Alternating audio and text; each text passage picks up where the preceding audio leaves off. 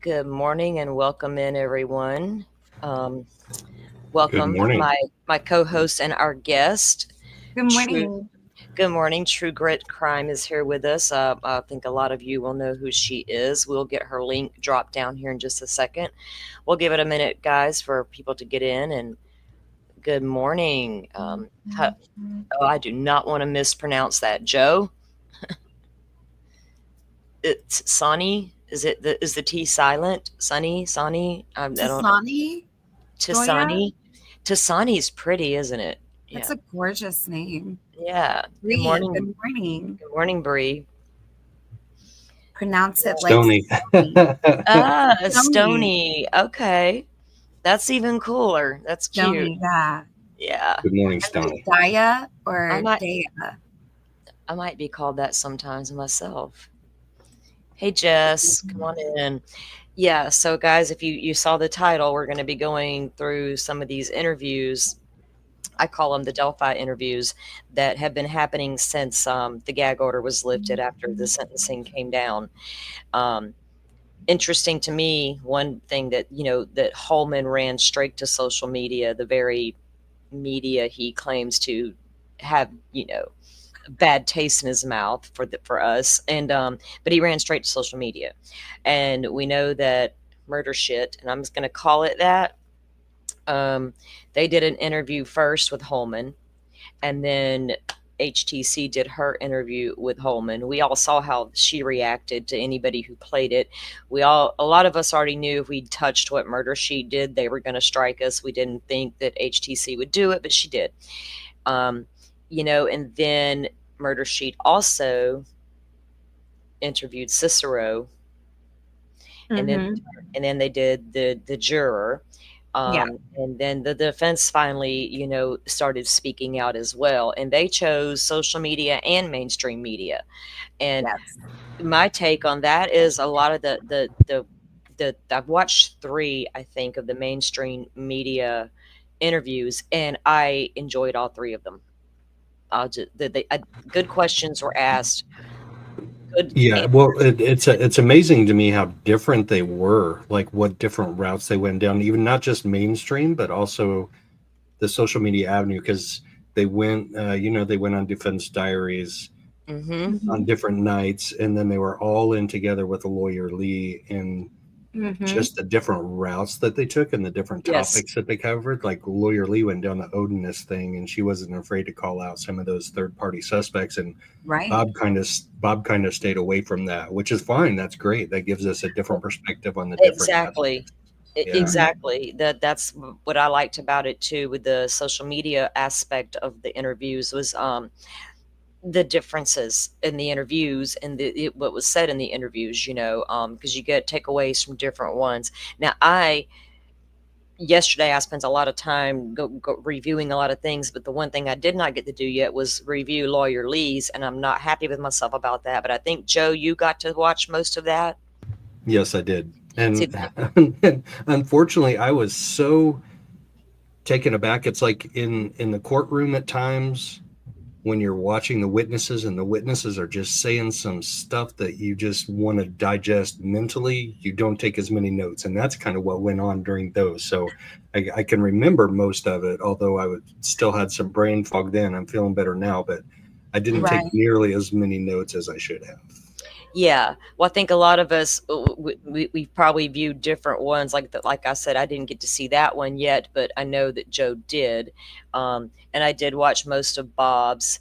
And we're gonna review a couple of the ones from the mainstream media, um, Mm-hmm. just because of the questions and the answers. I've already done like two shorts just from Jennifer Auger interview I found that she did. Mm-hmm. They put like a clip of it out on YouTube, but the full interview was embedded in an article, so I have that. Um, and it was a fantastic interview. Honestly, it was. And Jennifer Auger is so well spoken. Do you know what I mean? Yes. She's very smart, analytical. She gets her point across without making you feel like you don't understand what she's saying. You know what I mean? Well, yeah, and her technique is really a treat to watch Yes. when she's addressing different issues in the courtroom. I really like. I went to a lot of hearings, and I got to see a whole lot of stuff. So, I mean, I really appreciated all of the attorneys' candor in both sides. I found myself irritated at times more often with um, the prosecution than I did with the defense. And it's not like I went in there with like a pro defense like perspective on all of this. You know what I Mhm. mean? I Yeah. started this journey, and as I keep traveling through this journey, um, I just kept telling myself, you need to keep an open mind. But what's important here, the underlying thing that is important here is justice for Abby and Libby. And, like it frustrates me is all of the extras, that makes it about all of these other things. But all of these other things are important too. You know what I Mhm. mean? Sometimes I feel Yeah. like Abby and Libby have been lost in all of this. But then when you find out the totality and we're looking at all of these things that are being revealed and coming to light, it's like, holy cow, there is a substantially huge problem that has to be addressed, and somebody has to say something. You know what Yeah, I mean? and I can't remember which attorney what it was, and I can't remember if it was on Bob's podcast or if it was on Lawyer Lee, but it was either Rosie or Baldwin said, if the wrong man has been convicted, then the murderer is still running around out there, and we do not have justice for Abby and Libby. Right. And And I I just think pretty much that sums it right. up. And I don't want to be rude, but that you know what, you just brought me into like a perfect point, and I hate to say it, but the juror interview, when I was listening to it, there was a Anya said, there was a point where she said to the juror, the worst thing that you could do is convict an innocent man. And I don't know why I got so frustrated and irritated with the young lady's response, because she's like, yeah, thanks. Like, now that you've had a step to like a time to look at everything and take a step, and you're saying like, I'm consuming Reddit and I'm consuming this particular podcast, you know what I mean? Like, you admitted that you didn't see everything. You knew that things were being kept from you. And at the end of the day, you still rationalized, well, he had the jeans, he had the jacket, he had this, he has to be bridge guy. Because McLeland in his closing arguments sold them this package that he's he's got the bridge guy starter kit and added the box cutter to boot. And that was what stuck with her.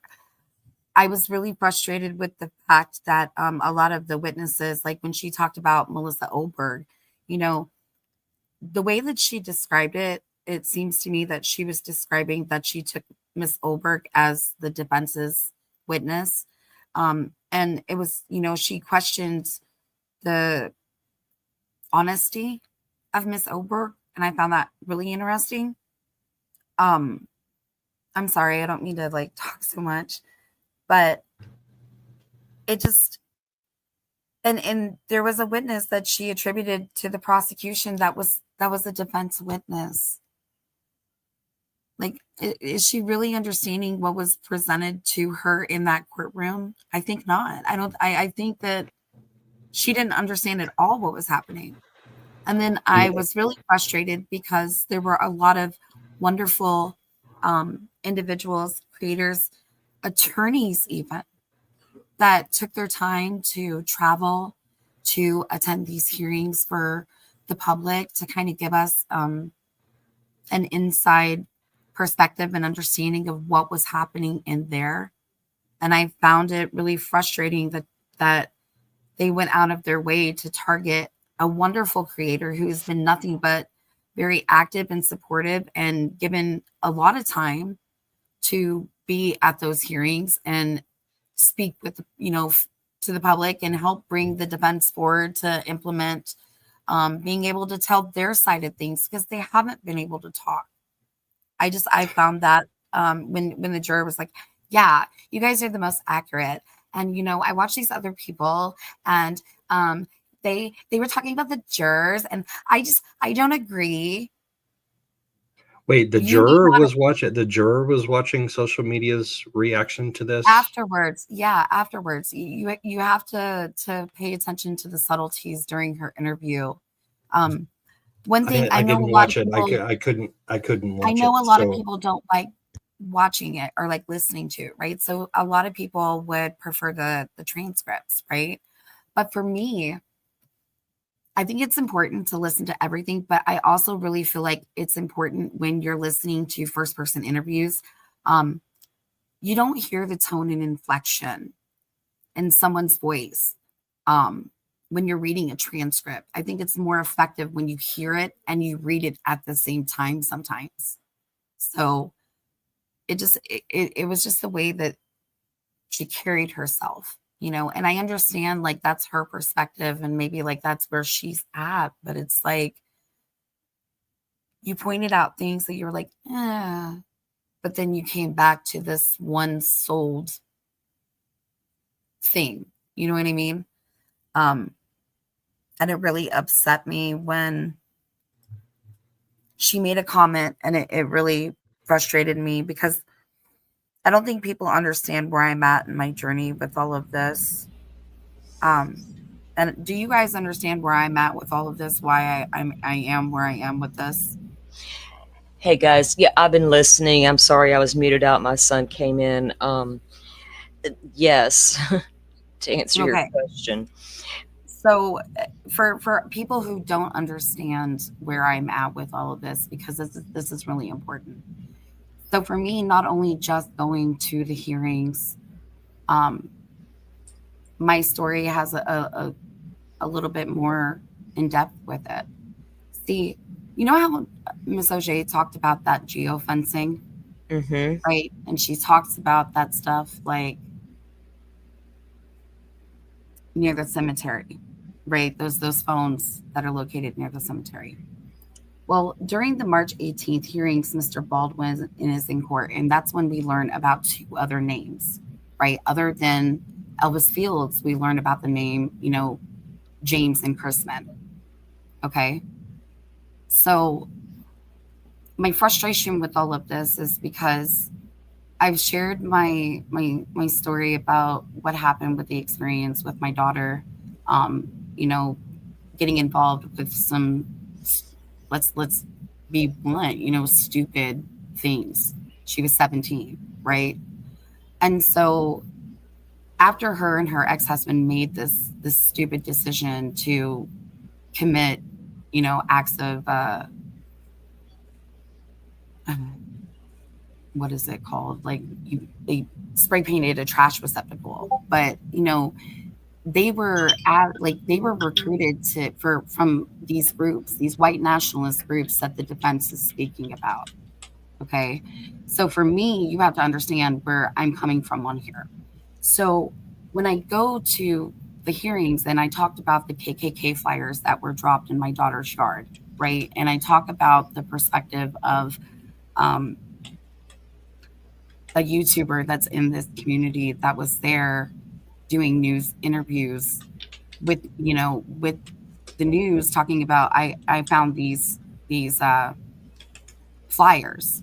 Well, what people, I mean, I hope that they realize um chaos like graffiti. All right. So in 2018, there was a what they called a attack on the Carmel Synagogue in Carmel, Indiana.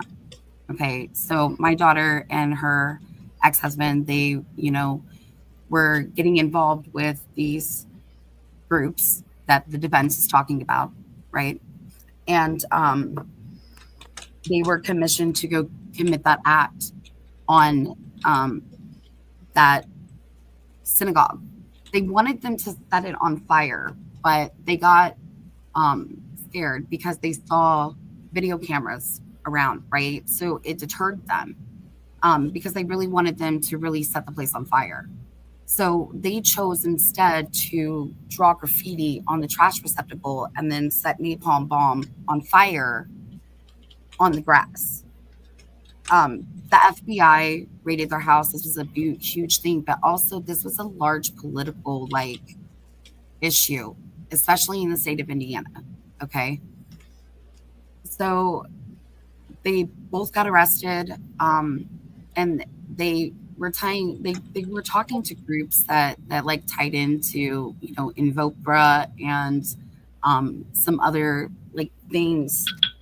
So you guys have to understand like where I am on this whole perspective. So while my daughter is getting ready to go before the courts for her, part in taking responsibility for her actions, there are KKK flyers that are drawn up, and my daughter's address was placed on those flyers. Okay. So you guys have to understand that that is a very scary situation. And, it's nerve wracking enough. So I didn't ever understand like that this was going to come to where it's at. So I kind of like once that all passed and we kind of, understood that there was consequences that she would have to face and a journey moving forward, right? Um, that, life moves forward, right? So I follow true crime. I followed a lot of true crime. I like true crime.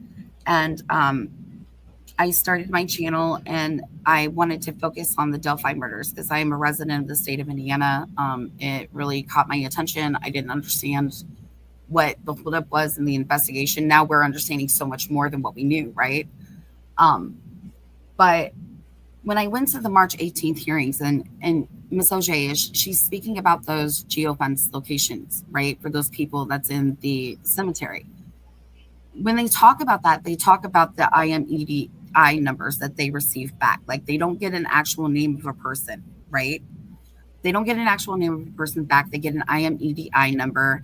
And the thing is that in Delphi, there's only 2 towers in Delphi. So you would get like a actual for sure reading if there were maybe say 3 to 4 towers in Delphi, but there's only 2. So um, what I found out was the investigators were kind of working with the FBI. So when they got this map, it would like show this geofence map with IMEDI numbers on it, right? And so they're kind of looking at the map and they look and see what IMEDI numbers fall within that location that they're looking for, right? So they asked for more information. So they called the FBI and they asked for this information on these IMEDI numbers, but it has to generate a report, right? Like there's supposed to be a report generated. So when they call them, they get confirmation because they have other systems like that they can go through and that they can run this stuff through, right? So they confirm to them that yes, this is a valid whatever, and that's when they ask. Oh shit, sorry. Let me mute out. Oh, I'm sorry. So that's when they ask for more information on that particular IMEDI number, right? So that's where that information comes in for James and Chrisman, right? Because that was for the IMEDI number. The problem was that when they called the FBI, right? They called the FBI to run these IMEDI numbers. The FBI says yes, they needed to generate a physical report. So what didn't happen was that investigators did not follow through. So instead of following through, they're supposed to send like a physical documented report, right? Like for what they're asking for. And then a formal report would be generated by the FBI. And then in turn, that would be like a piece of paper, right? Like that they need. Well, at the March 18th hearings, Baldwin brings up these 2 individuals and, where's this FBI report? Because they didn't follow through to get the full full report. Do you understand what I'm saying to you? So I'm like, okay, I go home and I start looking up names. Well, come to find out, the guy that had something to do with printing up these KKK flyers and putting my daughter's address on that flyer is one of these men that's in this IMEDI that they can't get the formal FBI report because these motherfuckers didn't follow through. Pardon my French. Wow. No, you're good. No. So that mm, for me, you guys have to understand, like, this is where I'm at, because this is I'm appalled. I'm overwhelmed. And so this whole time, like, they're talking about these third party people and all of that stuff, and as I've, come to travel upon this journey, okay, this is something personal. And I don't mean that in a way like I want to cause problems for somebody else, but I was affected in like this. There's a lot of people affected, right? A lot of lives have been affected. A lot of people's lives have been overturned, right? right. But most of all, I genuinely want true justice for Abby and Libby. Like, I want to make sure that this doesn't happen again, that the people who are involved in this, if they were involved with this, we don't know if they were involved in this. All we know is that this is where this report says that they're in this close proximity, and then nobody knows anything else because they can't get anything further because they don't have that formal FBI report because that person didn't follow through. So now where does the paper trail end? And the FBI can only share so much. You understand what I'm saying to you? Yeah, and it was interesting to me. It was brought up in one of the interviews, and I believe it was OJ talking about how she became involved with the case. Yes. And how she, had been friends with Andy for a long, long time. So when he initially called her, it was to help with two specific type, things there. Right. And yeah, and she said that it's hard to well, I'd rather watch her say it than to misquote what she said. But even getting into that, like, I know what it was. He called her and said they could use some help with the TUI request. Now, TUI requests are only done for one reason: to obtain information from federal agencies, like the FBI. We saw that over in the Idaho case, right? That they have you have, before you can get anything from them, you have to do a TUI report. Then if that doesn't work, or a request rather, and if that doesn't work, then you have to do your juices to take them subpoenas, blah blah blah. So yeah, exactly, woman federal. And so I was wondering, what were they able to get? Because it's just hard to get that information from the FBI across the board. Is not special to one case. So did they obtain any information from the TUI request? Did the FBI grant them anything? They have documents from the FBI. The problem is that they can't. They're like, they're not allowed to share those with the public. Like, they're like sealed documents that they're only allowed to look at. That's what I'm saying. Like, there's so much here to unpack. And you also have to remember that I personally believe that any information obtained through any kind of requests like that, FBI, U.S. Marshals, whatever, it's going to contain information on the Odin stuff, right? Correct. So that wasn't even allowed to be introduced in the trial. So correct. And I also, like I told you, so I think what's unique about my journey, I don't mean to cut you off. I'm sorry. No, you're good. You're good. With the individual that was involved with the KKK flyers, he did not even get any like formal charges for drawing up those flyers. Like, he asserted that it was his First Amendment right to do it. It was cited with him that it was okay, and he got a littering charge out of that. Okay, but there is a larger narrative that's there that is disturbing, and it's very discerning. But it's not neither here nor there when it comes to that, right? But it's interesting, to say the least. So I've been talking, so I met the defense investigator at the March 18th hearings. I happened to meet her. And before we went into the hearings, like we're standing in line, and um they kind like I met her and Christine and Erica, right? Mm-hmm.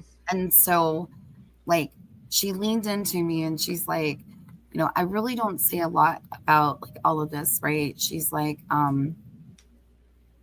because there are a lot of people, like a lot of online, like there was a lot of cyber stalking and things like that done to people throughout this thing. Obviously, even more tumultuous things where they're trying to bring charges against people, to quiet them or silence them. Yes. Um, and so she had told me like I'm an investigator, for the defense. And I was like, okay, well, there was some things like along the journey because I've been following this since day one. And I wasn't trying to be funny, but I was like, listen, I'm not trying to be funny, but there was some information that was sent to me in good faith a long time ago. Um, and it warned me not to turn it into certain things, like certain people. You Mm-hmm. understand what I'm saying? Yeah. Um, and I held on to it. And I hope that it's something that's going to be important later and useful.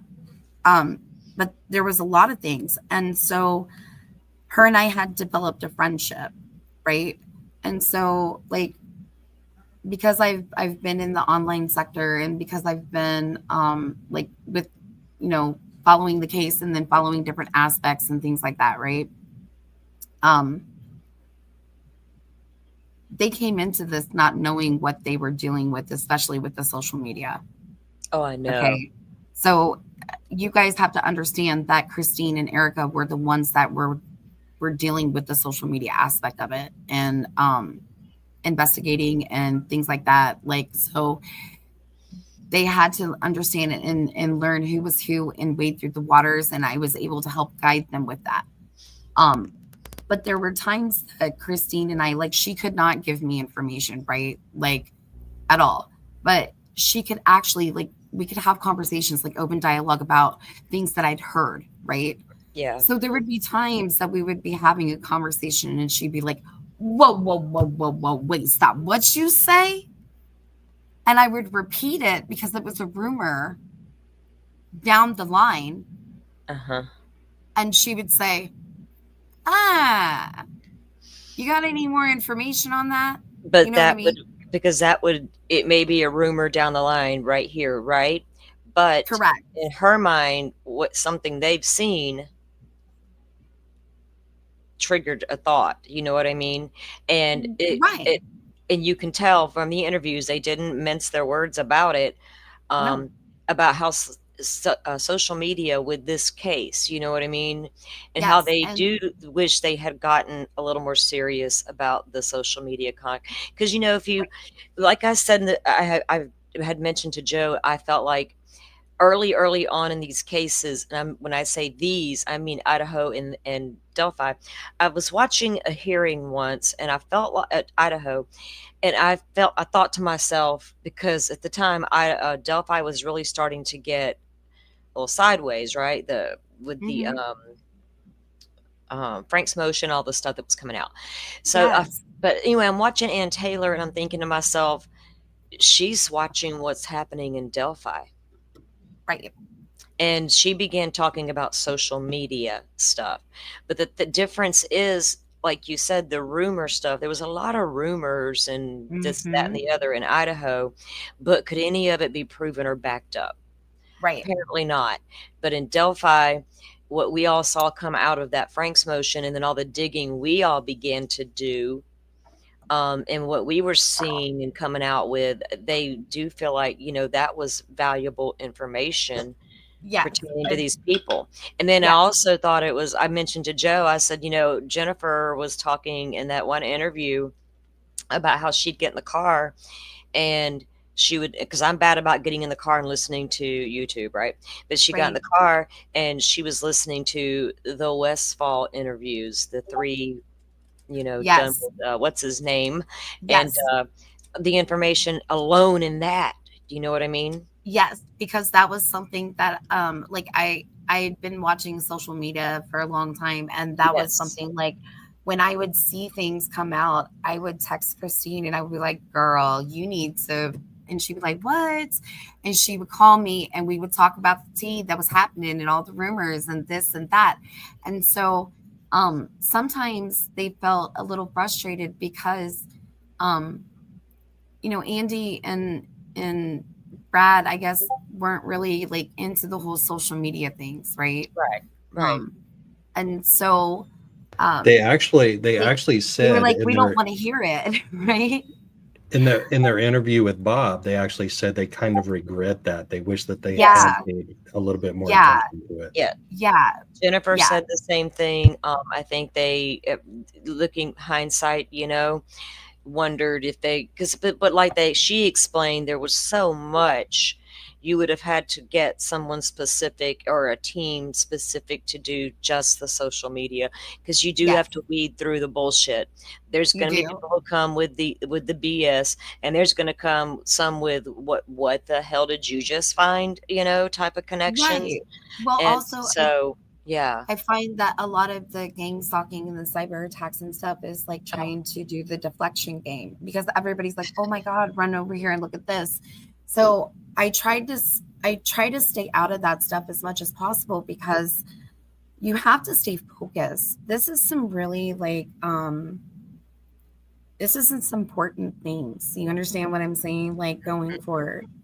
Um, So, yeah, so they were trying to give information, you know what I mean? Sometimes like it was hard for them because it was hard for them to say, well, where did you find this? And they're like social media and they're like, you know what I mean? So I yeah. wanted to try to stay out of all of that, which was interesting. Well, because Um, I think, before this case, really, if you look back, because I really didn't do true crime social media stuff. I mean, I was always into true crime, and I worked in Web3 for a long time. But over there, I mhm, did have like a Discord channel in my Discord that was true crime. There was a few of us that would do things in there. I did have a couple of live streams on the Twitter, on Idaho 4, mhm, kind of testing the waters, and came into it full time on YouTube. But the thing with YouTube is, I watched a lot of creators, and especially when a case first comes up. But from what I've seen, like before Idaho and Delphi cases before that, there was like a lot of drama involved. He said, she said, parent, Summer Wells stuff, all these crazy things that was going down on YouTube streams. mhm. Interview. It didn't seem legitimate. You know what I mean? Not Yeah, like not trying to throw shame on people who were covering that stuff, but do you know what I'm saying? You did. right, Nobody wanted to legitimize anything coming out of social media, especially YouTube. right. You have all those damn TikTokers doing their thing. Um, Right. Can I answer so go ahead. Sloothy's question real quick? I'm Sure. sorry, I don't mean No, to you're interrupt. good. Sloothy said, hold on. Is it She had said, confused? so she, like Matt Hoffman, like, is that what Erica and Christine were doing? Like, Hoffman was more like in the field. Christine and Erica would kind of do a little bit of both. So there were times where they were responsible to help with the social media.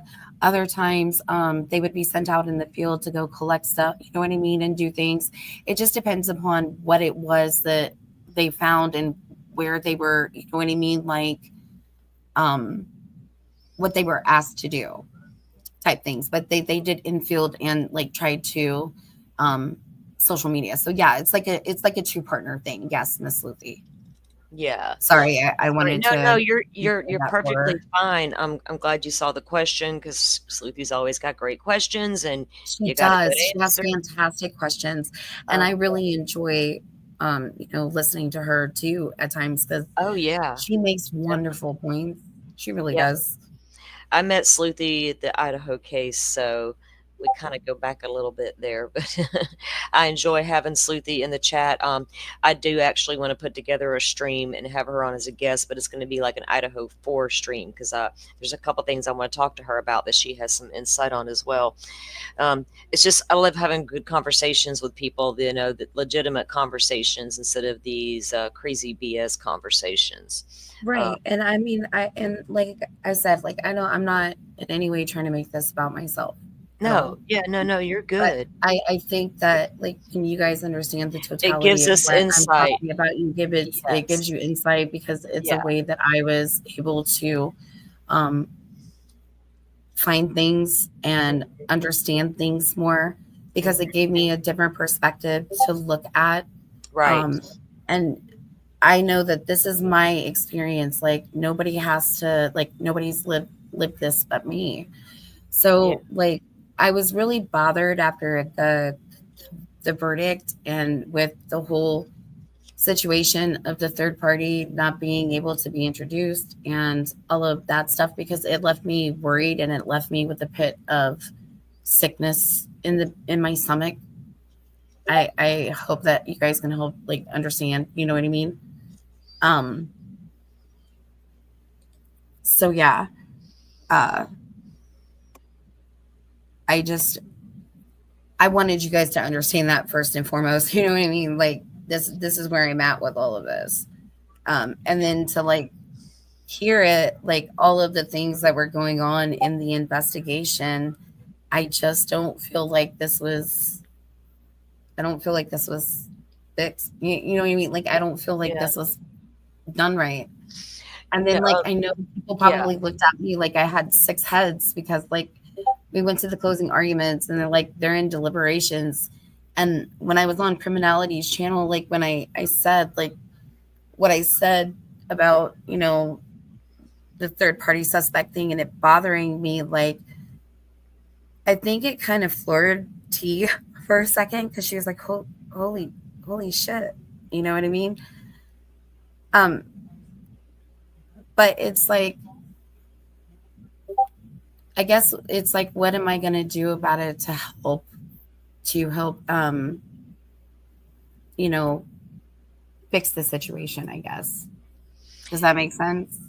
Yes, it does. It really does. I'm dropping the link to your channel there in chat. I'll get to the other links here in just a minute, guys. It makes sense, and sometimes there are connections, and it runs a little deeper when that happens, and you even just helping them navigate through the weeds of the YouTube streets, because I remember watching your interview with the investigator, and she was naming off some of the YouTubers that she had watched, and I was like, oh no, she didn't watch him, did she? But I did I watched a lot of different people with Idaho, a lot of different ones with Delphi, and I can pretty much weed out the ones that are feeding me lines of bullshit because they want to, regardless of what's in their face, like a court document. But and I had to weed out the ones I didn't want to listen to, but I listened to both sides. Like I would listen to Bob a lot and get his legal take on what was happening with the case.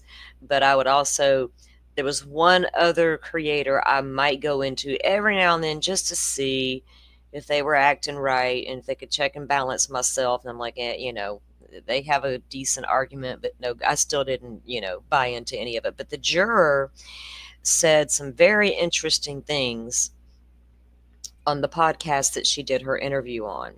Now, I have the transcript because you can't play their video. They will strike you. It's not even on YouTube. It's on where you get your I podcast from. know. See, yesterday So, when I had listened to the thing, I had posted this mhm. this rule, that this Indiana rule because of her talking about how they split up in the groups. And I'm an Yes, avid that was you, trial right? watcher. Yes, Okay, because I ma'am. was And trying to I'm an remember. avid trial watcher, and I also love to watch interviews with jurors after the Right. fact. Hmm. And when she said that, I was like, oh shit. So Christine and I are going to tell you guys, we're going to do a live tonight, and we're going to tell you guys the story of how we, because I called her and I said, you got to listen to this. You were going to shit yourself, literally. And she was like, what? And yeah, so we'll get into that. But Okay, so yeah, all right, so you're gonna have a live tonight. Okay, cool. Because guys, I yeah. just dropped her link, and most of you are probably subbed up to her, but her link is there in chat. So make sure you sub up and hit that notification button so you don't miss it when she goes live. And with that, let me take the time to say thank you, everyone, for coming in and being a part of the conversation. We really, that's why we are doing these lives. We, to get us all in here to talk about the case and how we feel, and interacting with you guys in chat. And thank you to Forrest for gifting memberships. Again, he did that for us the day before yesterday, I think it was.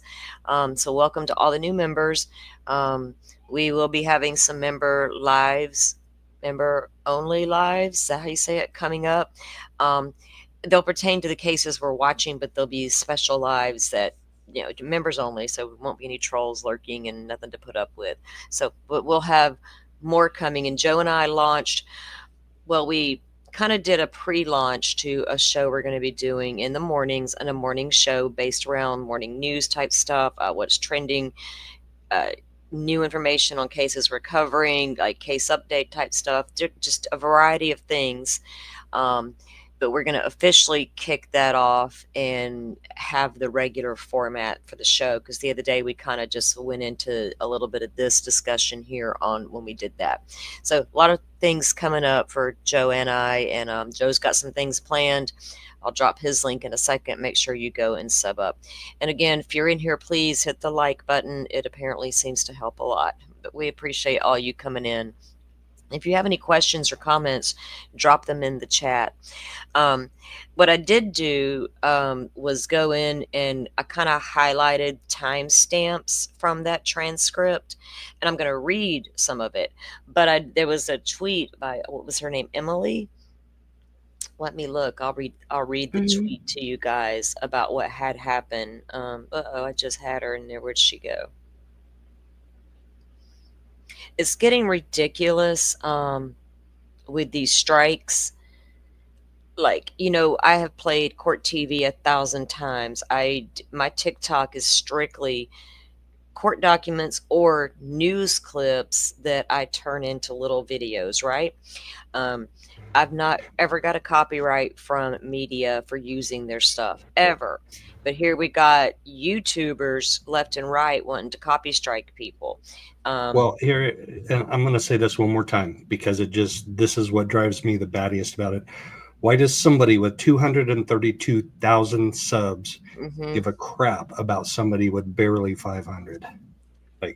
Right. Joe got a strike because we reviewed the Holman interview with Hidden True Crime, and yeah, she struck him. He's appealed, and so far nothing. And it's ridiculous. We weren't stealing her work. We were reviewing her work. So I guess we have to, it is what it is. But Emily posted Murder Shit's one of their groupies, or Murder Shit or one of their groupies really reported me for copyright because I shared a link to a Google Doc of the transcript from the podcast. Yeah, it's about money, right, Sleuthy? Well, I have the Google link. Sleuthy has the Google link. So I was like, you know what? Because I had planned to show it. Like, and we're going to read through some of it. But I was like, fuck it. I can still read it, but I don't got to show it. So I kind of, I don't really want to watch their stuff. Like, I do want to watch the Cicero interview. Excuse me, I had the hiccups.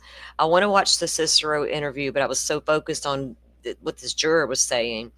I'm going to go back and review it and just make key points of anything that he might have said that matters. You know what I mean? It may just be a bunch of bullshit. Have you listened to it? Yes, I've listened to all of part 1 and halfway through part 2. I was actually listening to it like this morning because I had started part 1 last night. I made it through part 1 last night, and then this morning I started listening to it, and then I was like, okay, I gotta get like out of this funk because my mind was running with a lot of things, because I had some things to say about, the bloodstain pattern interpretation and what this means with, what's being said in, hold on, I wrote it down. I'm sorry. So there was Sleuthy, are you editing the transcripts from his interview? That'd be cool. So like they they murder sheets pointed it out for themselves, right? With that there's some conjecture out there in opinions regarding, you know, blood spatter, um, blood stain pattern analysis, and that it's been under scrutiny since the 2009 National Academy of Sciences report, right? So, you know, in the 2009 National Academy of Sciences report, they found that the uncertainties associated with blood stain pattern analysis are enormous, and concluded that the opinions of the blood stain pattern analysis are often more subjective than scientific. So they raised significant concerns about the reliability of the forensic technique within itself, you know. And there's been a lot of major criticism. Um, they have been they have been heavily criticized regarding the blood spatter and analysis, that, you know, the analyst interpretations were often based on subjective opinion rather than solid scientific evidence. So like, and there was also the point brought up that there was a lack of research. So, you know, their report highlighted a lack of like rigorous research to establish accuracy and reliability of bloodstain pattern analysis. And in that paper, they call for reform. The report that was generated called for a significant improvement in the field, including more robust research, a better way to understand the limitations of bloodstain pattern analysis, because they were saying that this has been like a battle of the experts, right? So there's some statistics. I do have a link to the report itself that I can send to you. I'm going to post it on my community page for people to kind of go through and read. But also, it's something that's really interesting when it comes to the appellate courts and things of that nature. So I think it's just really interesting information. Definitely check it out. Also, this dude says, you know, he had a lot of mentors, right? That he was naming off and stuff. So, like, one of his mentors, I thought it was really interesting because this dude that he boasts about, this Dean, hold on, I wrote his name down. I wrote his name. But this dude was the blood pattern spatter expert in the David Cam case. And so what I noticed was a lot, like I started looking at some things to do because they cite the David Cam case, the blood spatter pattern research, right, about its reliability, and they literally based their report on the David Cam case and the analysis. Okay, and the man that was responsible for this bogus blood stain pattern analysis stuff in the Cam case is who Cicero is screaming, bro, that's my mentor. Oh my God. Well, apparently we got some transcripts coming down from that interview, so I don't have to listen to it because I Yes, don't. ma'am. Yes, ma'am. Anya, I can't stand either one of them. They just creep me out. But so I'm gonna make sure we can get those and we can go over them as well. But something the juror was saying about the deliberations and how they concluded this man was guilty. They, according to her, didn't really even believe the evidence they were seeing. Exactly. They based it, like Jennifer said, it seemed on that last day when they requested to watch those videos again, that they were trying to put together that voice with that guy on that bridge and Rick Allen. And she's like, oh no. You know, that's literally, and I'll hang on, I gotta check on something real quick, but I'm gonna read to you exactly what she said to make me think, wow, how did they even get to a guilty verdict? You know what I mean? Yes. It's insane. I'll be right back, guys. Sorry. Oh, no worries. Well, Joe. how are they getting these exclusive interviews? I mean, Who? MS. The social media people? Yes. Well, listen, I And think I mean that the ones for the prosecution and the jurors, because I mean, obviously it's obvious why the defense yes, team is doing interviews with Bob Mata and with Lawyer Lee, because those are like defense based. But so then it's the opposite for the other ones, right? The prosecution is with MS and Well, what I find interesting is that at the March 18th hearing, again, we're talking about the creation of all of these things, and we're talking about social media leaks across the board that have happened concerning this case. Because, quite frankly, social media has played a very huge role within this case, both online, offline, right? And I find it interesting that the same individuals that Hennessy had brought up that had received, released documents like the Ron Logan search warrant, that was a leaked document. That was not something that was supposed to come out to the public. That was talked about as a leaked document, and there were some other things um, that were talked about that were attributed to their part, and they were talking about that they could trace it literally back to Nicholas McLeland. And I'm not lying. This is what was said in court. This is what happened. I'm not trying to throw shade. I'm just telling you what was said, and I'm calling like I see it. Okay. So I find it interesting, that like if y'all wasn't doing something nefarious, how did you get that juror's information so fast? But then I also have to play devil's advocate with myself. And I'm like, okay, so let's think about this. If you're a juror and you're going and you're looking at the case, right? And you know that it's heavily like media flooded, but you see that there's this, I guess, like this kind of like a swing between regular mainstream media and the YouTube sector kind of thing, or podcast. And when you look at it along the way, I mean, Murder Sheets is really pushed hard in the public light for a long while. And then you saw how they tried to get quote unquote credentialed to be able to go up and look at the exhibits. They got credentialed by Judge Gold and then stripped of their credentials in the middle of trial, Joe. They had one of them little green badges, bro, and she yanked that. That's why she made that comment talking about, well, we still are kind of salty about the whole credential thing. They got their credentials yanked, bro. Right. So what was at some point in time, and I'm a little bit miffed about it too, because here in the Lori Vallow Daybell, which she's now officially Lori Daybell, she put in her name change paperwork. So she's officially now Lori Daybell in the court proceedings instead of Lori Vallow. But I called the Maricopa Superior Court and I said, hey, can I request some documents online or over the telephone? And they said, yeah, we'll do that. We'll do that for credentialed media. And I said, what do you mean by that? What exactly what credentials do you need to consider somebody?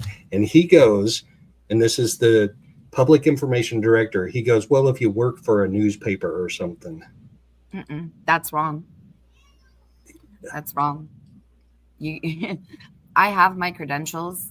I went and I applied for them. It's, you fill out your little process, they process you and whatever. Because if you can do independent journalism, you can do independent photography. Well, I'm going to tell you what. Right now, social media is media in my eyes. Well, I don't care. I don't give it. They got and who the hell do these YouTube creators think they are? Just because you got a media badge attached to you somewhere. Well, here's the thing. I'm sorry, and I don't mean to cut you off and conjecture, but when I went to the closing arguments, right, and I'm standing outside, there was a woman that went off on me. She was from Dateline. Okay. I had my media badge that I literally went through the vetted for, like legal, like I am listed as an accredited journalist. And she looked at my badge and she's like, what's that? And I'm like, it's my media credential, and she's like, well, did you go to college for journalism? And I was like, no. And she's like, you YouTube people. And she started going off on me. And it took everything that I could to, bite my tongue. And I didn't feed into the negativity, because that's what the devil wants you to do. The devil's going to attack you whenever. But I really like, I never got to say thank you to Andrea Burkhart, because Andrea Burkhart spoke up and she's like, well, YouTube people are media. There are a lot of people who are swaying away from the mainstream media channels and going to YouTube for their news. And it bothers them. So yeah. But I've seen the copyright strike on the streams and the transcripts. And yesterday when I was trying to, show some receipts, I even commented on my Twitter. I was like, I'd be a rebel and I'd post this stuff, but these fools are copyright striking people left and right, and I don't feel like dealing with the drama, you know. But I think that Well, the second word in social media is media. Right? So, and Andy, you can tell that Andy Baldwin is extremely frustrated with the mainstream media and their lack of ability to do in-depth investigating and Right. call out these state officials, to call out Gallipo. Right. And Right. Well, also, I think, so we can do it. Why can't we do it? Why correct. can't we do some investigation? Well, Correct. you got to be credentialed. And no, and what the thing is that if you look up, your First Amendment right in journalism, you technically, you really don't have to have a degree to be a journalist. It's part of your First Amendment right, your freedom of speech, and you have a right to look at things, and you have a right to voice your opinion. You don't have to bash somebody when whatever. You can fight with your argument with logic and facts. And so that's what I just try to do for me. Just saying. Yeah, if you want to be a private investigator, okay, you've got to get licensed. If you want to be an insurance salesman, okay, you've got to get licensed. And there are specific rules that are written in the state code. If you want to be an attorney, you have to have a certain amount of education and you have to pass a test. What is that state code requirement for you to be a quote unquote credentialed media person? There isn't one. Nothing. There's no requirement. You don't have to go to college. There's nothing. An organization would like for you to go to college. They would like for you to go get that fancy degree, but you don't need a degree to tell the truth. You don't need a journalism. You shouldn't even need a degree to go look at exhibits at a trial, at a public trial. You shouldn't. Correct. Well, and it's not just about media doing their jobs and all these things and who watches what. Yes. It's the fact that, a couple of people want to get extremely mad and strike people over just reviewing materials that are public. Once you publish it, I get the copyright stuff, but it's insane anymore. And what we don't have is mainstream media is not striking me for using their content, but YouTube creators will strike me for using their content, and I have an issue with that. Right. It's ridiculous. It's very ridiculous. It's not fair use. You might as well say, hey, I'm being a bitch. Don't talk about my stuff. Don't look at my, whatever. Well, then you might as well tell the world not to even watch or listen to your content. Not to even go watch it, because us talking about it just drives views. You're attacking the public. That's even if it's a troll that's hitting that play button, bro, it's still giving you a view. So you're still getting your thought out there, but you're attacking somebody for giving you constructive criticism, and that's a problem. Well, there were the other YouTubers taking a little bit of their YouTube money. You know what I mean? Right. The other problem is YouTube is backing them up, because YouTube will take the side of the person with 232,000 subs over the side of a person with barely 600. Yeah, you and Sleuthy both got the strike from HTC for doing the same exact thing. Yeah, you and I did it. She and T did it, and you both got hit for it. Which was total bullshit. Right, because both channels were stopping and commentating, and doing the things, and the chat was interacting. So both streams were they were doing the same thing. Sleuthy just had a better name title. My second appeal, my second appeal actually copied and pasted their exact language from their fair use guidelines. Yeah. And they said, we're still not convinced. Maybe they need to get over it. I mean, Right. you got They're not going to, because it's 232,000 subs over freaking 600. well, Well, whatever. One day we might be that, you know what I mean? And whatever. yeah. And I'm over it. It's like it shouldn't even be a conversation. It shouldn't even be about money. It's gross. How dare them sit up there and call out YouTube true crime creators when the big hitters are the ones throwing down strikes over freaking money. right. And I That also makes want no to, sense to me. yeah. They And want I to call also, out other people, but don't call us out. right. And I also like legitimately just want to give my 2 cents on this. Like some people have been asking, is this a real juror? Yes, this is a real juror. Okay, just be Yeah. clear because these people are about like clout and money, and they're not going to bring somebody on and fake it being a juror, right? Because that messes with their money and you don't shit where you eat. So just remember that like they did this for a reason. They got book deals coming and all that stuff. Unfortunately, um they got themselves in quite a predicament. And I'm kind of shaking my head as to why they allowed themselves to get into that legal predicament, but to each their own. I wish them luck. Well, they're going to need a lot of luck. And you know what? Some of these, it struck me when I was reading the jurors' comments. She appeared young. She decided that after watching the trial, she wants to go be an attorney. So I'm assuming she's still young enough to pull off law school. She was, a little giggly and I guess being nervous. I didn't get to see her face or, so I really can't make real too many judgments about her. But the things that she said about the evidence and how lacking they thought that evidence actually was, but still decided to convict this man. Right. It blew me away. That part of, I mean, even down to her, they're making fun of the mannerisms of the people in the courtroom, the attorneys on both sides, and all these different things were going on. I'm like, well, damn, that's what y'all was doing on your note taking, or what Yeah. was really happening here. Went on and on about how they were being fed and stuff. Well, I get it. That all is necessary, but it doesn't matter to me. So I Right. began to read the deliberate. They literally discounted Sarah Carball. Okay, Yes. Buddy and Bloody, y'all Yes. discounted her. They also Mhm. knew.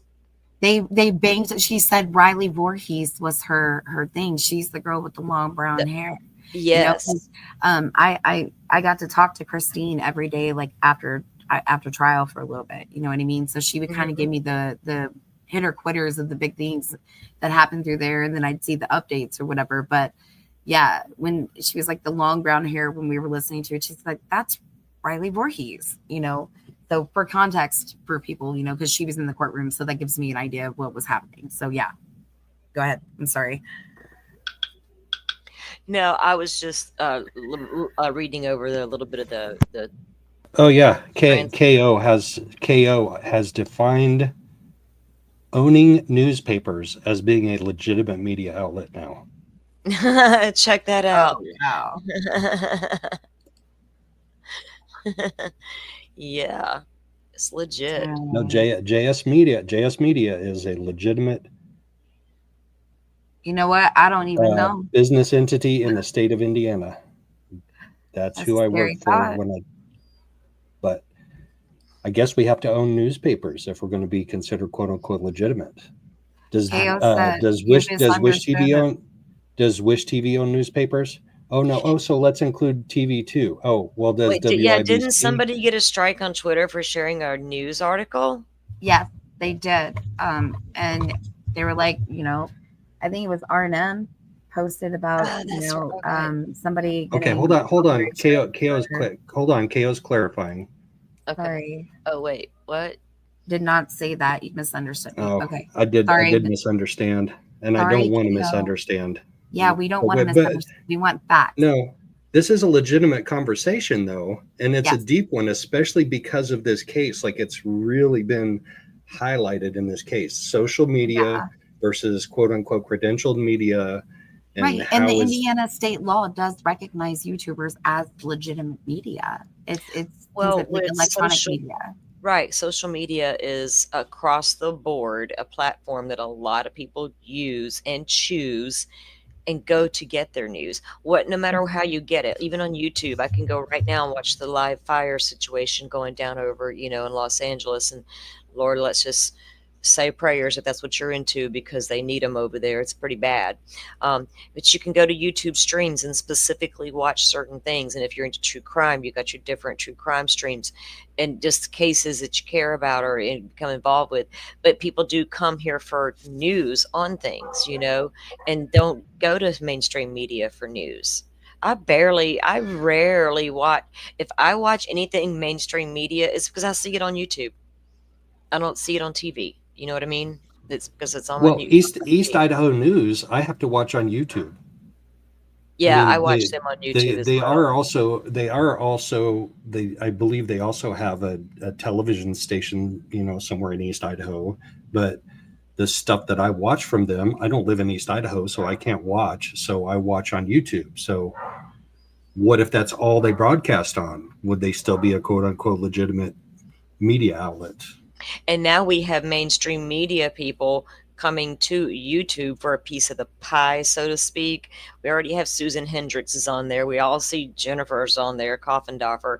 We got Vinnie Politan has a YouTube channel, and Ashley Banfield launches, I think, this month. Remember, she was on Defense Diaries as a guest talking about her new YouTube show.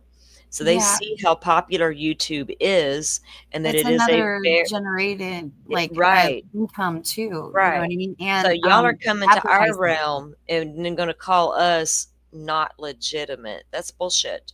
We call bullshit on that, you know. But Well, they, it's just like this murder shit.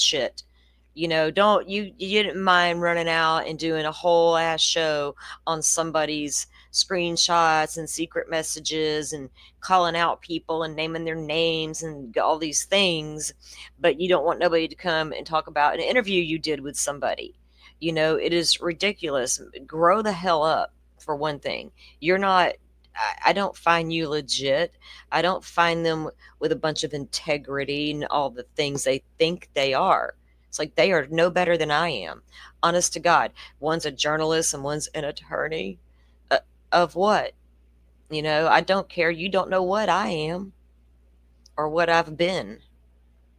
They have no clue. And I don't got to But it's tell them. also not about where you've been all the Right. time. It's about where you're going and where you choose to Right. go. You choose to create the path that you're meant to go down. Exactly. It just is what it is. Yeah. Everybody's path and everybody's journey is going to be different along the way. It's what you learn from it, what you take, and your growth from it that matters. Sleuthy. I was thinking about you, girl, when I was saying that. When I was saying it, I had you on my mind. Uh, but I'm going to read a little bit of what this girl said, this juror, woman. I don't know what young woman.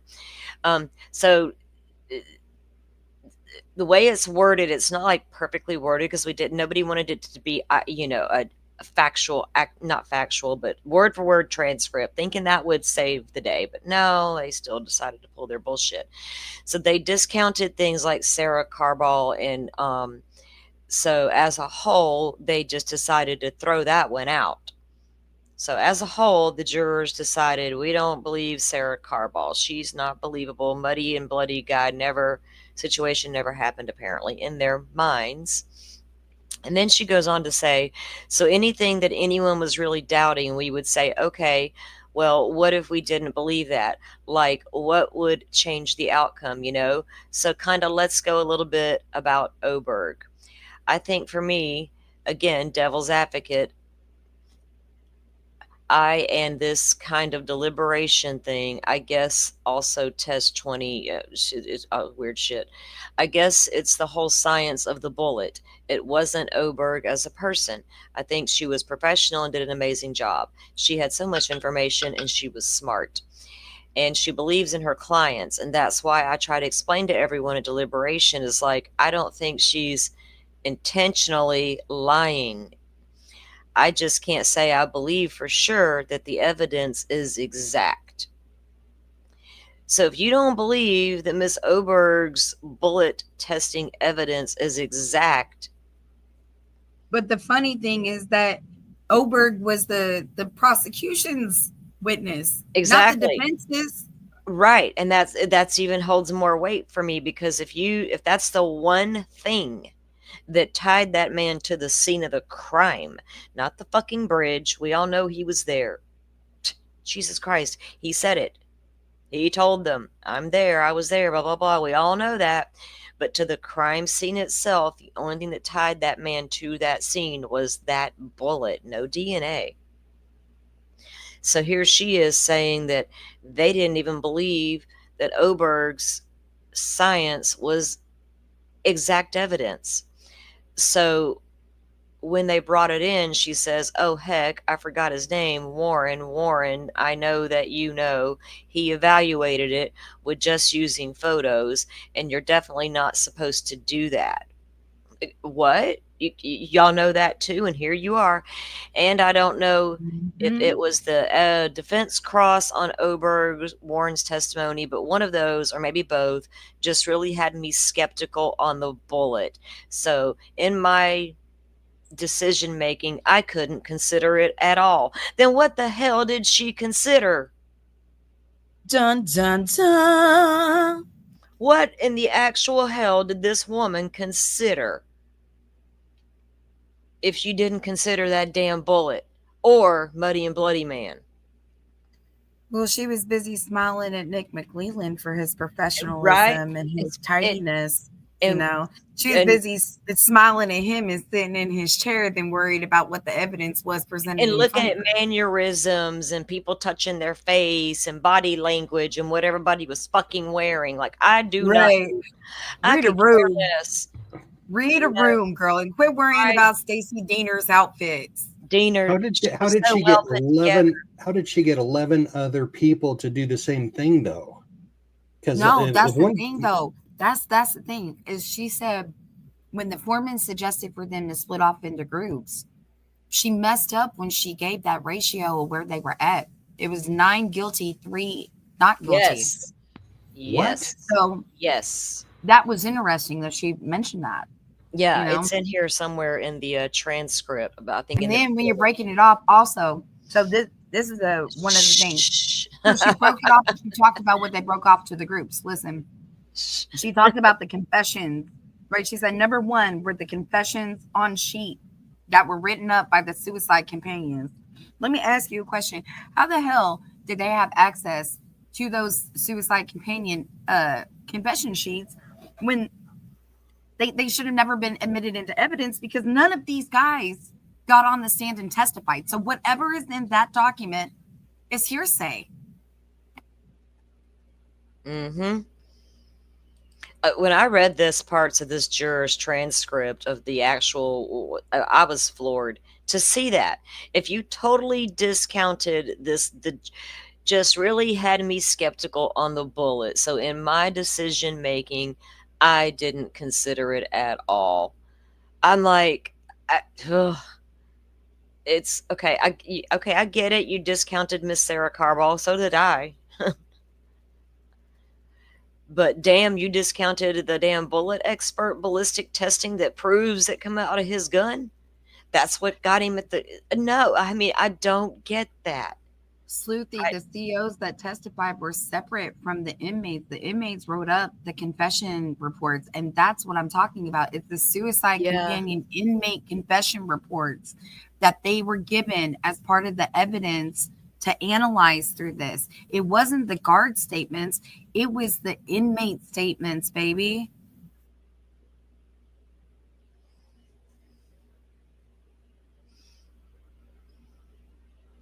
So she says that something really cool, I'm sure you guys may have already known about this. Judge Gold tells us, the inspections for the jury that really we all get. So no one tells us how to do anything else.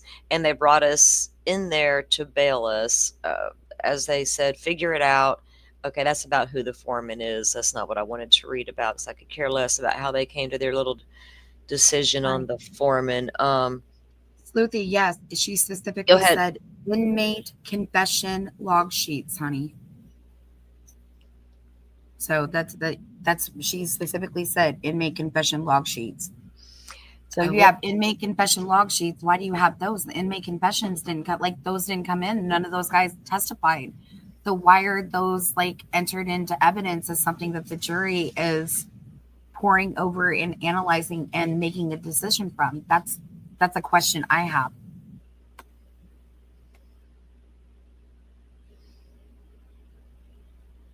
And she could have misspoke, right? All lives are possible. She doesn't know the difference. It was just, it caught my attention, you know, like the verbiage of words she chose to use catches my attention. That's all. Yeah. I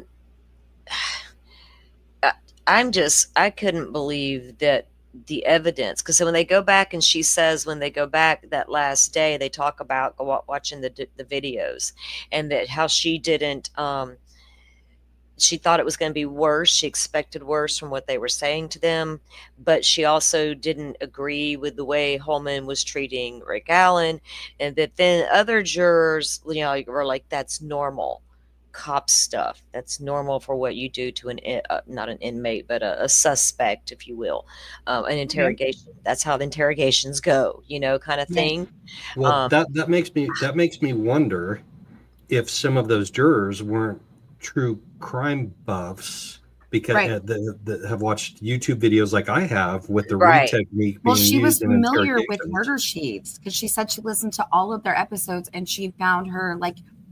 Okay, let me ask you a question. Did you take that to mean of Luttrell? Did you take that to mean after the trial she binged all their podcasts? No, I take that to mean that maybe she was watching it beforehand because they have a large voluminous volume dedicated to Delphi on their podcast. Oh, I know. I know. I mean, you're not going to get through, like, maybe if you're dedicatedly listening to that 24 hours a day for a certain amount of time, it'd take a long time. It would take you a lot longer than what it took for her to listen to it. Also, to answer woman's questions, they did not shred the inmate confession log sheets. The notes that they refer to being shredded were Wallace, babe. Wallace. Yeah, they said Wallace's notes were gone. There was nothing from her. Let me pull up something. Let me look at something real quick. But yeah, that's all we have is her report on her summary of her sessions with Richard Allen, which, by the way, how the hell is that not protected? But so we don't know. Sleuthie, you're right. She could have lied, but yeah. I mean, yeah. Yeah, she could have been kissing butt. Yeah, absolutely. I'm gonna pull. I don't know if you guys have seen where Jennifer Auger did an interview with WTHR.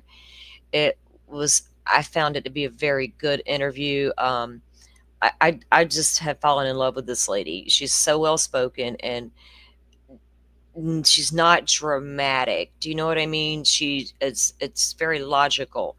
And yes, I loved it. Like, did you see this one? Yeah, I've watched all the interviews except for the new one that was dropped by Gray Hughes and Holman. I still have to venture through that one. Yeah, I forgot to mention him as well. That's right. Holman did a Gray Hughes interview, and I heard, and then Frank Meister. I was about to say, don't say it a third time. Don't say it a third time. Don't say it a third time. But yes, Gritty, I heard that he was also going to be getting an interview, which I wondered when that was coming, because I was like, why didn't he get the first interview, since they do share phone calls and stuff on live streams, you know, to my Frank. I didn't want to say it in case that was the third time. So oh yeah. Oh, I'm sorry. It's like Beetlejuice. Gotcha. I know, sorry. right? Yeah. I apologize. Yeah. I didn't mean to almost summon Beetlejuice. Sorry. No way, Sleuthy. Are you serious? He's like, I don't want to go down on That's what I was just trying to tell you. He canceled on him and told him that the new guy, the new head honcho in charge, told him to pump the brakes on all interviews until further notice. Yes. It was posted this morning. You think that's some bullshit Frank said because he's embarrassed now that Holman won't come talk to the trailer park? I have an opinion on that, but it wouldn't be very nice. Yeah, or maybe Holman is also when the adults can talk behind the scenes, but I'm sure that you'd probably be in agreement. Hey, Holman might have did get in trouble by the higher ups. Yeah. Like, look here, Yep. boy, That's what I'm thinking. you're saying way too damn much. That's funny Yep. that he got to make the rounds though before he got to Frank, his buddy. We seen the Yeah. pictures of those two at the trial hanging out in the parking lot. You Yeah. know, Joe and I happened to accidentally stumble into a live where he was there, and during that live, he gets a phone call, and oh, that was Holman. Okay, all right, you, y'all look. Yeah, That was we didn't get to hear the other end of the phone call. We just heard Frank's end of the phone call. yeah, but the bragging and the bragging about the phone calls and things, that was a very popular and constant thing throughout this entire ordeal. I'm just saying, like, Coleman's been in communication with these different creators Oh, absolutely, for a long absolutely. time. Just saying. It's obvious. It's become way and like just looking at what Sleuthy was saying too, that they've told, they've shut him down, Holman down. I wonder, because there were things he was saying that if I was an appellate attorney, I'd be listening to every word that man is saying, Yeah. hanging on Yep, every and that's why his stuff is they've done it. You know recorded. they And he yeah. tells them when to edit, because I was starting to watch the Gray Hughes one last night, right? And then I got sidetracked. But he said they were talking about, Gray Hughes is like showing him the map, right? This map that he's built. And he's like, they're going down and they passed Betsy Blair and blah, blah, blah, blah, blah. And he's like, and I always thought that, Richard Allen would take them off into this corner and do this. And Holman's like, saying that they felt that there was something that occurred under the trestle, right? And all of a sudden, the phone, Gray Hughes's notification goes off, and it goes, oh, like right after Holman said something about the trestle thing, right? It goes, oh. And Holman's like, what was that? And Graves like, I don't know, probably one of the notifications. And he goes, you can keep that in there. You don't have to edit that out. You know how many times I heard people asserting that these were live interviews that have been done? That's the dumbest stuff I've ever seen. Like, if you thought that any of these were live interviews that you were watching and they were not edited and formatted, we got to take you somewhere and get you some education so you can graduate. Right, which is a point that was made earlier. The interviews that Bob did on Defense Diaries and Lawyer Lee did were live interviews, live reactions. Oh my God, and they were fantastic. Oh my gosh, like Andy Baldwin is so much like on my wavelength. Like if I had to go to war, I would like hire him in a heartbeat. Just like he's such a real guy. He expressed real regrets, mistakes that he feels like they would do differently next time. And he didn't go into a lot of details about that, but just looking at his eyes, you could tell that he just cares so much. He's super intelligent too. He's super well spoken, but he's down to earth. He's a real guy. He went to Brownsburg High School. He went to Franklin College. He went to Akron University. Like he's just a real dude. Well, even go ahead. Oh, I'm sorry. No, even the way that these people are in real life, though, like watching them at the hearings, just watching them in real life, there's an energy that exudes from each of these individuals. Each of them are they're special in their own way, their own light. But I really appreciated that even though they had to be professional during the hearings and they may not have been able to be as interactive as much with public, maybe if they wanted to, that they couldn't be. I really appreciated the fact that they were able to relax, they were able to unwind, and we really kind of got to see a depth of them, their personality and who they are as people, and that their hearts are loud as lions, and it really just exudes out there. So that got me as well. People. That's what got me, because when you would see, of course, with Carter and all the police that would come out and do their thing, and then when you would see the prosecution, I don't know what my screen's doing over here, the prosecution would come out. They're very arrogant when they would come out and speak anytime, you know. But when you watch these attorneys come out, and even after the sentencing and their little press conference, how arrogant they were and how they blamed the defense. Mhm. But then you sit down and you watch, like you said, with Andy and with Jennifer, they're very humanized at that point Yeah, they were so down and to earth in their passionate statement. about what they're doing. And Yes, I don't think I don't believe they would be doing this far if they firmly believed their client was guilty of something. You know what I mean? right, Um, right. And I don't think so either because because these are seasoned attorneys. They are right. very, Well, very aware of different things. And we And well, I all but know know each, that most they've of all but it. they've all Go they've ahead. all seen the evidence. But this is something that Brad Rosie said in the interview with lawyer Lee did strike me because it's something that I've said all along, and I still believe. Brad's and they have certain ethics where they can't say out loud that their client who has been found guilty by a jury is factually innocent. They can't say that now. Now that he's been found guilty, they can't say that. But right. he did say nobody knows but him, speaking about Rick Allen, if they were false confessions. He said that. Hmm. So, and I still don't know either. I don't know Right. Well, factually if he's factually innocent or guilty. And I know lots of people, like almost everybody, will disagree with me because they feel strongly one way or the other.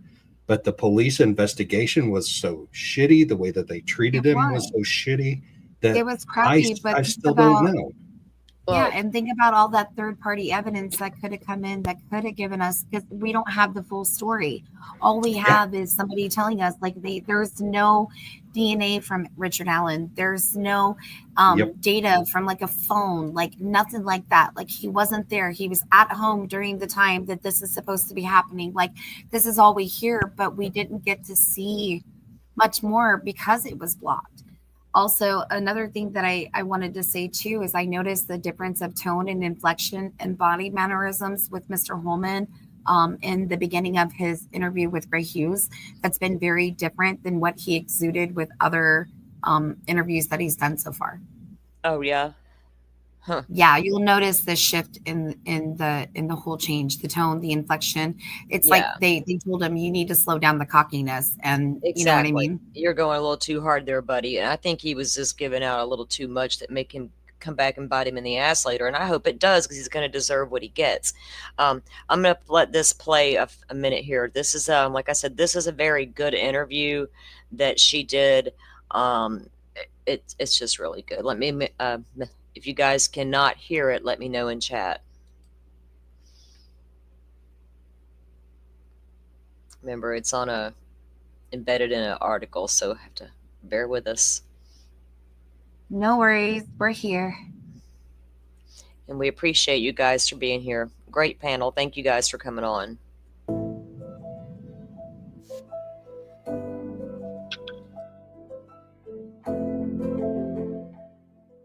We're a few weeks now removed from the sentencing back in December. I wanted to start with how you are doing, how the defense team is doing. We will be okay. It is gutting when you pour your heart and soul into something that you believe in, and it doesn't work out the way you hope it will. And the consequences of that are heavy. And so, you know, it's been gut wrenching. For 6 weeks of my life, I did almost nothing but Richard Allen. Andy Baldwin and I and our investigator, Matt Hoffman, who's fantastic, lived together in a condo in Logansport. It was, 24/7. And so it's hard, but we'll get through it.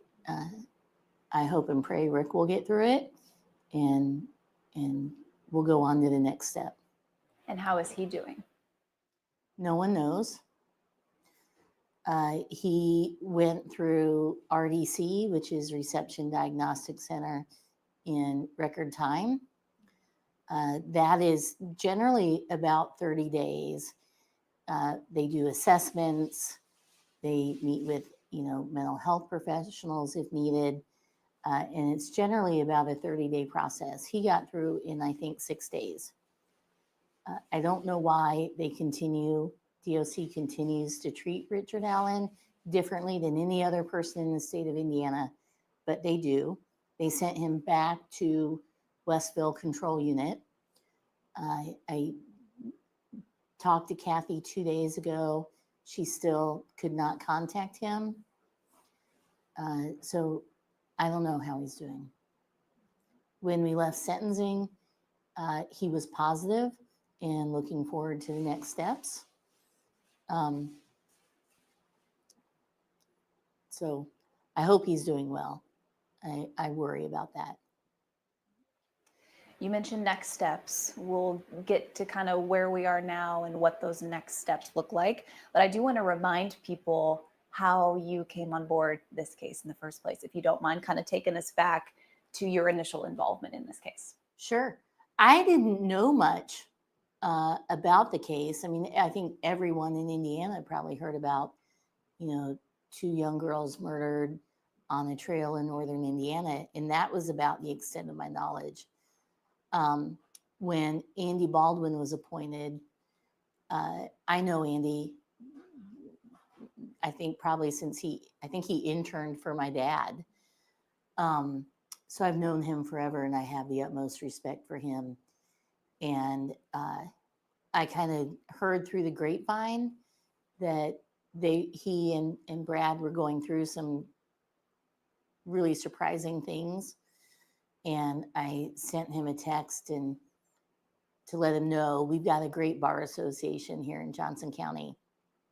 Everyone's just good people, supportive of each other. And I sent him a text that said, we're all thinking about you. We're all behind you. And if there's anything I can do to help, let me know.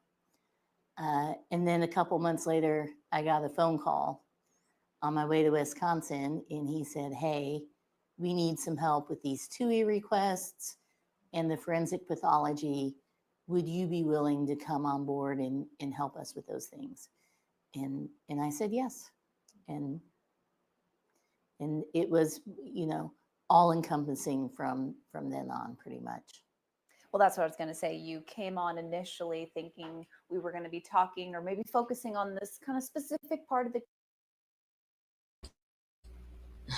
My damn left clicker is not wanting to work right. I've got to quit being a cheapo and get a new one, a new mouse. But see, when she came on, it was to help with those TUI requests. So that, again, I wondered if that was, anything that, if they got anything back, and did it pertain to the Odinism as to why they couldn't do anything with it? Kind of like why Sergeant Randy Jones wasn't called to testify when he was one of the guards holding the camcorder during certain things, but he was also one of the guards wearing Odinist patches. So would that have brought in third party by bringing him in? You know what I mean? Because that was like a burning question of mine, was why did he not testify? Yeah, and they did have some reports that from the FBI and also the marshals, the U.S. Marshal's Office, BAU reports. I asked Christine about that, and that's something that her and I are planning to kind of get into on a live one day of things that she can talk about. Kind of because I asked her, I was asking her, I was like, for me, I would love to understand maybe what the assessment from the BAU assessment would be from the U.S. Marshal's Office, the FBI, the Sherry, whatever place that Holman was talking about, because there's more than one agency that completed a profile prediction. So I told her I would definitely be interested in hearing maybe some of the things that they felt would be assess, I guess, part of the perpetrator and the motive and things like that. So yeah. Okay. Case. Oops. Your role grew significantly to the point where you mentioned you're living with, I'm trying to make sure do it's everything you all the can way. during this Okay. trial. Did you expect all of this as we sit here today? No, shockingly. In hindsight, it should have been very evident. I knew that Brad and Andy had death threats. I knew that there was a lot of talk about it. But the extent of it, people, it's just a different environment now with social media. People chasing us around with cell phone cameras and, a constant influx of emails. That was not something I was expecting. The focus of my questions are, of course, on the trial. So we'll talk about that in just a second. I do want to clarify, though, before the trial, before we took this thing to trial, did you visit Richard Allen in prison? And if so, what did you see or what did you hear? Like, I can't talk about what Rick and I talked about. Yes, I did. There were several Zoom meetings. Those were the easiest because of the distance. It's a day to go see him. I did go see him. I wish everyone could take a tour and see the conditions where he was confined. I didn't see him at Westville. I saw him at Wabash Valley, and he was in a cage, basically, and not doing well at all. And as I got to know Rick, he's a super good guy. He has a sense of humor. He is incredibly compassionate and empathetic, and was really incredibly understanding and patient through the whole process. So let me ask you this when we talk about the trial, just point blank, first question. Did Richard Allen receive a fair trial in Carroll County?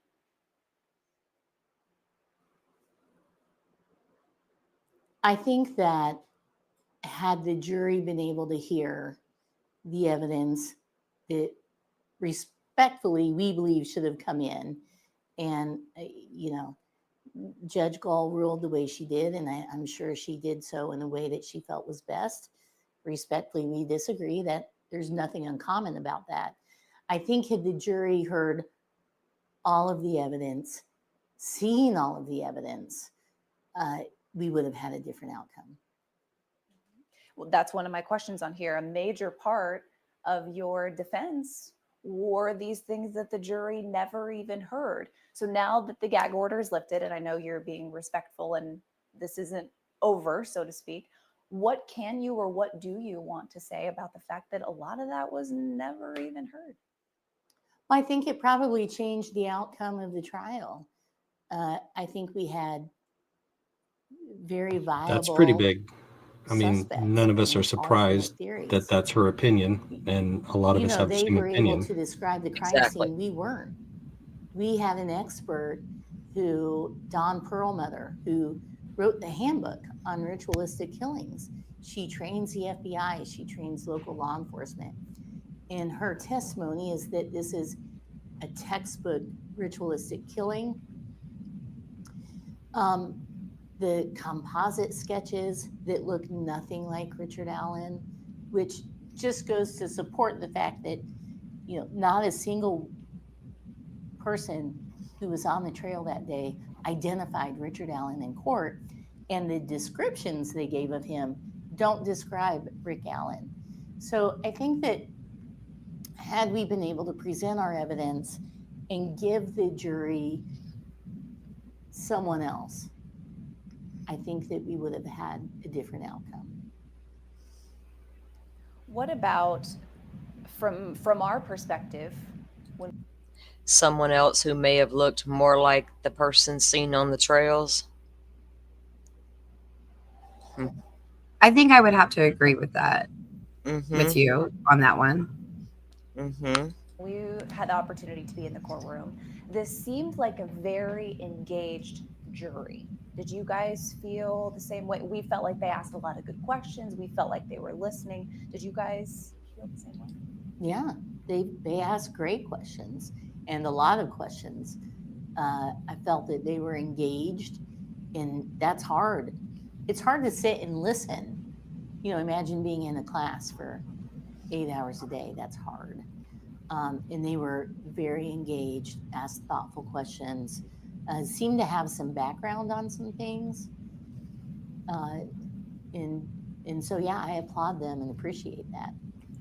So on that topic of the jury, was there, and these two questions kind of go hand in hand, was, in your opinion, was there a pivotal moment for you guys and for the state where you guys thought, the jury is maybe leaning one way or another? Was there a pivotal moment that you remember for either side?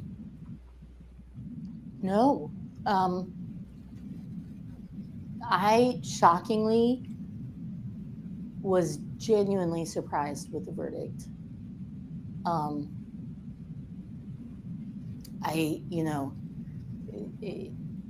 It's so hard to read a jury, and I try not to look a lot because I feel like that sometimes people can be offended by that. I don't want to invade their space, if you will, but when I did, I felt like we had, no one seemed offended, no one seemed shut off at all. People seemed open to us. And I've had juries who've, found my client guilty, who said, wow, you did a great job. If any of us ever need an attorney, we're going to call you. You don't have to, you can like us and still not fine for our client. I think we just felt very strongly we felt very strongly that there was reasonable doubt. The timeline for the state doesn't add up at all. And given the fact that they were so thoughtful, we felt good about it. I think that when they viewed the evidence on Saturday, that I felt like might have been a pivotal moment, but we haven't been able to talk to any of the jurors. We would love to. We're not mad at anyone. We would love to have a conversation about what they thought. Did we do anything to offend them? How can we be better if this comes back? I could never be a courtroom artist. For deliberation, you guys felt good. Then no, right? Yeah, we did. That was not a Then flattering picture. what happened? Why do you think that jury convicted Richard Allen? Obviously, I presume they felt that the state had proven their case beyond a reasonable doubt. There were some interesting reactions to what they listened to. So when they came in Saturday, they listened to both of his statements. And, amongst the three of us, we had very in-depth conversations about whether we should keep those out. But Rick is so genuine and so adamant in the face of the lies being told to him, the lie that there's scientific evidence that that's his voice on the video, the lie that there's scientific evidence that that's him in the video, the lie that there are eyewitnesses who saw him on the video, and he was so genuine and sincere. So we were going in, we knew that they were going to look at his statements. We thought, okay, this is good because those are really great. And then they played the video from the phone. And it seemed to me that there was some disagreement amongst the jurors. They were listening very intently. Some of them had their eyes closed, their face down so that they could listen. And I was really struck by that because I thought, oh my goodness, they're trying to take that 2 seconds of bridge guy saying guys down the hill and match it to Rick. and they're listening to Brian Harshman say, yeah, that's him on the video. You know, he has no background, no training experience to say that. That's when I got worried. There were a few specific things that happened that I wanted to mention, though. One of them, And see, that brings us back to them having doubt about the other evidence, but here they are listening to the bridge guy voice making a determination. That's insane to me. Yeah, They but were- and the girl said she loved Harshman, but like Harshman was the one who was like, that's Richard Allen's voice. But they never even heard Richard Allen's voice. How do you go from Harshman's Right. not like a professional, he's not an expert. So how do you go to saying, you know what, I love Harshman so much, I absolutely trust his opinion and his Yeah. thought about it, and he has no professional background in that area at all. It's So insane. did the defense object to that on the spot in the trial, or did they allow it to continue, That's a or good did they question. object and it got overruled? Probably got overruled. I mean, they kind of discussed some bit of the 3-day hearings. Like they tried it like over the 3-day hearings when Harshman had testified about listening to the phone calls and things like that. Because like the way that I took it, the way that they got to the 61 confessions was like they would listen to a phone call or they would look at like a report and then they would pick out like, you know what I mean? Like this sounds like something. This sounds like something. This sounds like something. Like, and that is what helped to accumulate to this alleged 61 confessions. Hold on, I'm sorry. My fur baby needs to go out. Give me just a second. Oh, you're good. No You're good. problem. I'm going to start this back up. when we heard from Jerry Holman during the trial, who admitted that mistakes were made. How do you respond to that? How do you handle that as a defense team? Well, look, in the course of a 5.5-year investigation with multiple agencies, you know, probably too many Indians, not enough chiefs, things are going to get missed, mistakes are going to be made. That's natural. The issue is when a mistake is made, what are you going to do about it? Are you going to try and fix it? Are you going to be transparent about it? Are you going to try to hide it? What's going on here? You know, thank goodness for Ferenczi and Kevin Murphy and Todd Click, and Todd Click especially, that he's the assistant Rushville police chief who paid an attorney, this is unheard of, to write a letter to the prosecutor to say, you're missing our suspects. Please pay attention to this, basically. That's pretty big. And that wasn't turned over for months. And That's pretty big. And then he got I'm on mute, sorry. arrested during Yes. the trial. So he hired an attorney and he sent over a letter to McClellan because he was part of the the FBI task force that was investigating the Odenism. I think he did the 12-page report, or Yes. Murphy did. So then Murphy, that Click, happened. and Ferenczi. Yeah. Yeah, it was like Yeah. it was the report, like all of it together, like with all of their 2 cents, like, because you have that 12-page report and then you have that totality report, which is that It was the 85-page report 80-page, of the 85, yeah. synopsis of what they had to say. Also, just real quick, my thought on Harshman is even if they couldn't directly attack what was going on with Harshman, I think they did a really good job during the 3-day hearing process on the first day, July 31st, when Harshman testified. They did a really good job of preserving the record of him answering questions about not being an expert and things of that nature. So even though it's not Good. something that's like a big thing to attack head on, it like I felt like Rozzy and Baldwin and Ajay worked to preserve the record so that there is something of record that this was an issue that was brought forth before trial. Right. Exactly. And that's going to be big for going forward with the appeal process. Yes. Yes. And without that, I don't know I wasn't involved then, but I don't know that we would have had the evidence that we had that we felt should have been presented to the jury. Another key moment that happened was, and we've received a lot of questions about this, was the hair found at the crime scene. And one of the quotes when asking this expert, okay, why are we waiting to test it later? The quote that you said was, but this is the time. Richard Allen is on trial now. We've received a lot of questions about, okay, why aren't we testing the hair? And I'm sure you guys are probably asking a similar question. Yeah. So science has evolved, as it always does.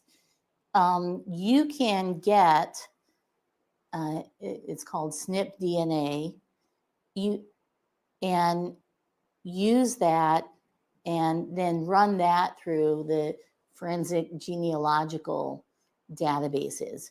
So you have to hire 2 different labs, one to get this SNP DNA from a hair shaft, and then another one to do the forensic genealogy. And there was just a case in Hawaii. I think the Innocence Project probably were the ones. They went in and they were able to identify and exclude the person that they had charged. And I think this man was even in prison for a while. I can't remember the facts, but that came up during the trial, the man in Hawaii. So of course it can be done. And it was really disappointing because, we had met with the state's expert, and she talked to us about they were putting together a SNP DNA lab to be able to do this. And then to come in and turn around and say, yeah, it's not really, reliable. Well, then why are you spending the money for a lab? And it is, it's been used in other cases. And the fact that she doesn't know that is a little disturbing. There is male DNA profiles from the fingernails that they haven't had tested. That's ridiculous. I mean, okay, you got your excuse for not testing the hairs or whatever, which is inexcusable. But why do you have male DNA under these girls' fingernails and you don't know who it belongs to? I don't understand that, There is so much about this investigation we don't understand. I mean, if I'm on that jury, I don't understand how you can say that there's proof beyond a reasonable doubt. I don't. But we also we have a lot more information available to us than they had to them. So they're human beings. They're part of our justice system. And well, I would have made sure they knew about that untested male DNA under the nail. Right. Yeah. Oh, and that was another thing that the juror said that I was kind of chuckling to myself about. So remember when she said the defense wasn't prepared and she was like, they went to go get the information about the cars. That was Mullins. That wasn't the defense. That was the prosecution. She said it was a little bit from the prosecution because she gave the prosecution prompts for being like organized and ready to go every day, and she made fun of the defense for appearing to be unorganized. But then maybe I misunderstood. Then she referenced what you just said, that how they went and had to Google that, and I thought, well, see, that's not prepared, lady. You got it. Yeah. Yeah, she was totally like contradicting. Yeah, like that. It was all over the place when she was talking about it. And I'm confused. She seemed kind of immature to me. I'm just gonna say that. I don't know for sure. That's my personal opinion. She sounds young, but I will give her the benefit of the doubt. At the beginning of her interview, she did say, like, I don't have much life experience. This is something like this is big. This is not something I'm used to. So to her, like, if this is like a big thing and she's young, I mean, I'm not faulting her. I'm just appreciate. I'm not trying to I don't want to beat up on her. You know what I mean? Yeah, I'm not going to do either, but when you get jury instructions prove beyond a reasonable doubt, and then I read a statement that you've made that you discounted Muddy and Bloody Sarah Carball, and you discounted that gun bullet ballistic test, the one thing that tied him to the scene. Yes. What the hell did you convict this man on?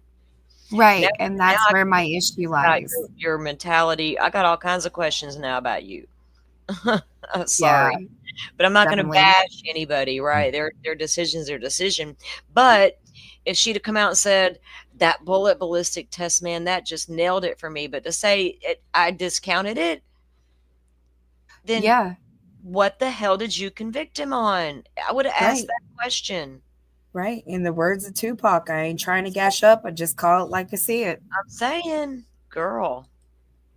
And, you know, I wonder if they understand and appreciate that the strength of their verdict isn't that strong, and they're waiting to see what comes next.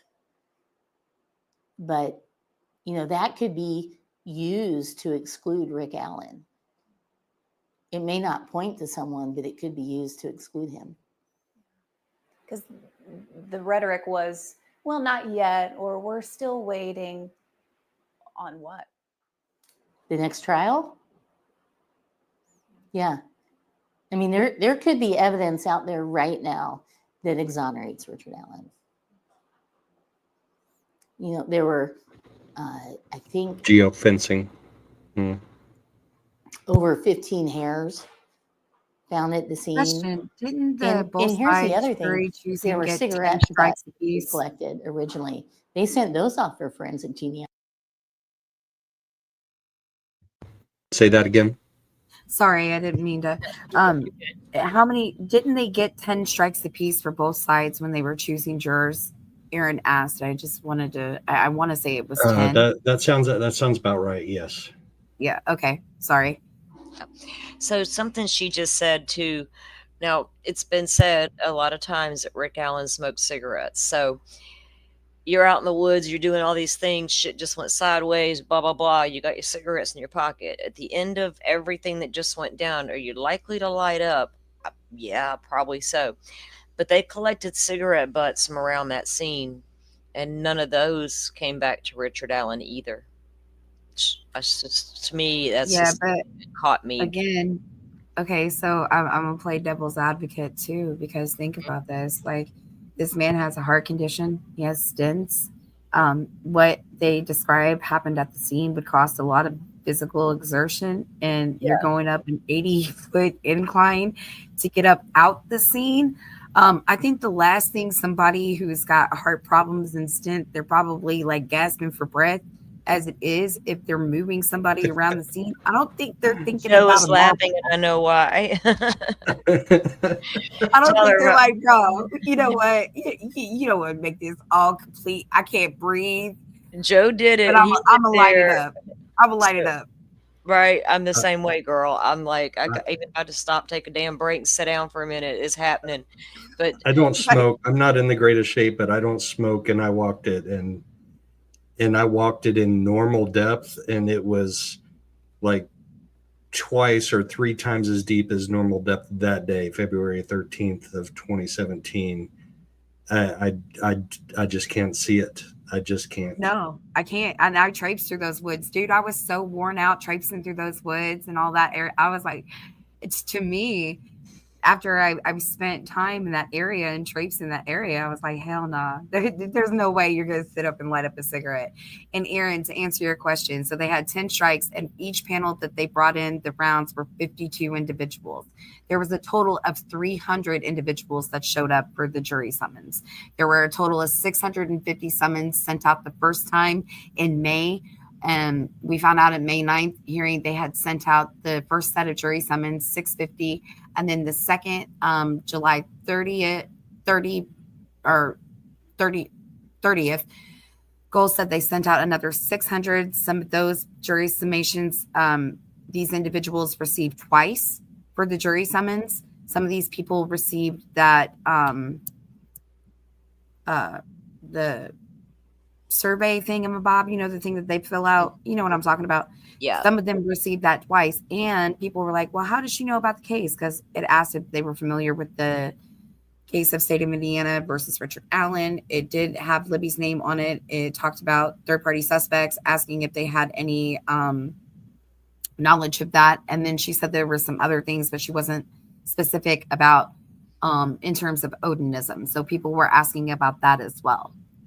Yeah, because even if you go back and you review, like there was a big deal in the Idaho case about jury questionnaires that went out extremely early in that case. But there were very specific questions in there. And have you heard this? Or do you know about just that kind of stuff, trying to gauge. Yeah. Like the judge said at that point, that was a gag order, and it was so early on, you're giving out information. But it's crazy.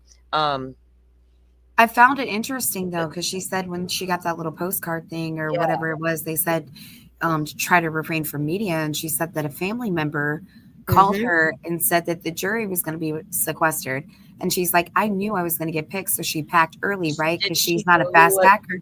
Yeah. But then when she said after she got picked, she watched the other people in the room have a meltdown and jap out about a bathroom remodel, not realizing they were going to be sequestered.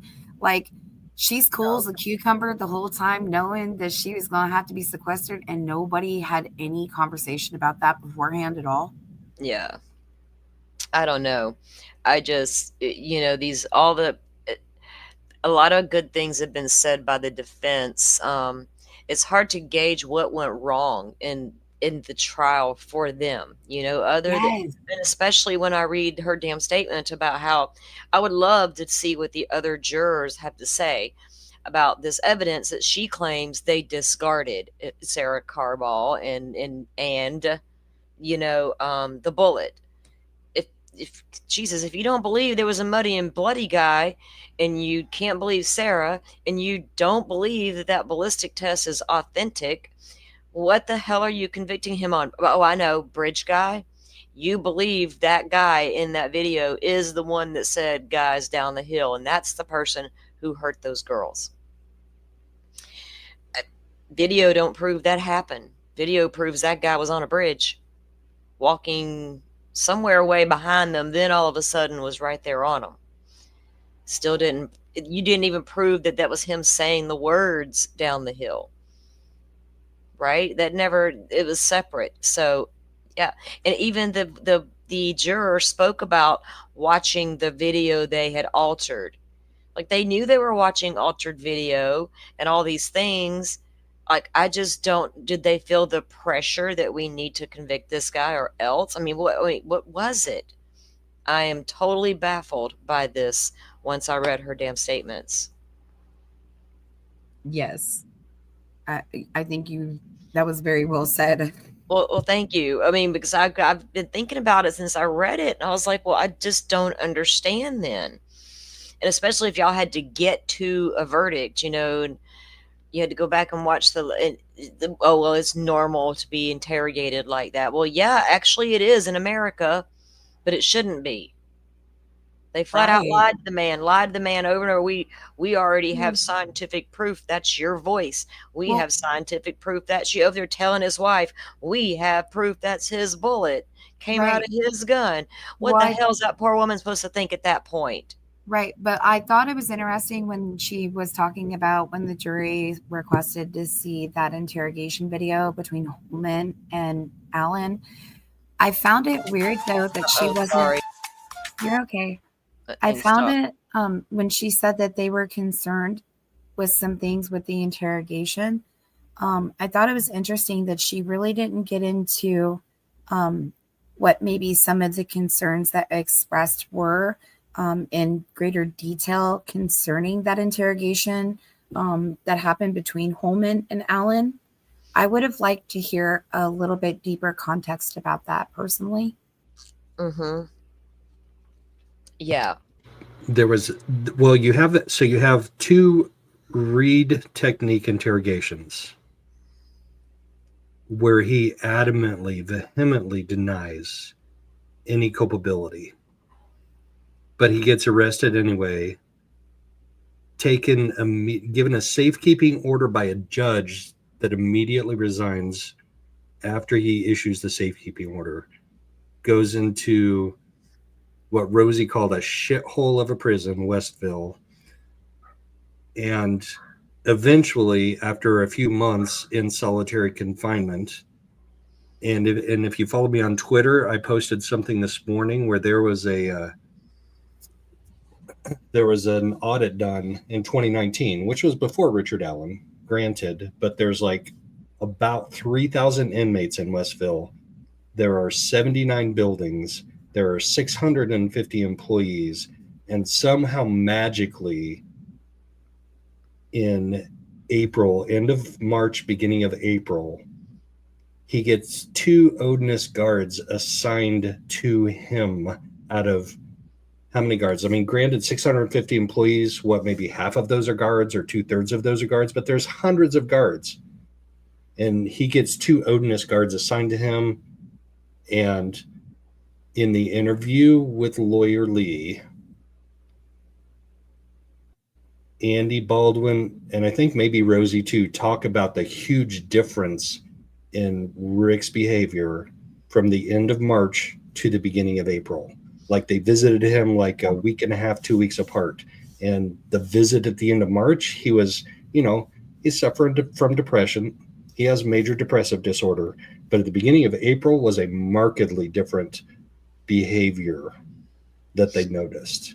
And that was coincidentally when those Odinist guards were assigned to him, and that's in an affidavit. That's in a sworn affidavit by one of those. Yep. And granted, they say, "Oh, we don't practice Odinism. It's like Norse, whatever." That's like calling the Latter-day Saints. They're part of the heathens too, though. Right. But that's like calling the LDS, the Latter-day Saints, Mormons. I mean, that's just what we all call them. So we call Odinists out of convenience. You know what you are. Yeah.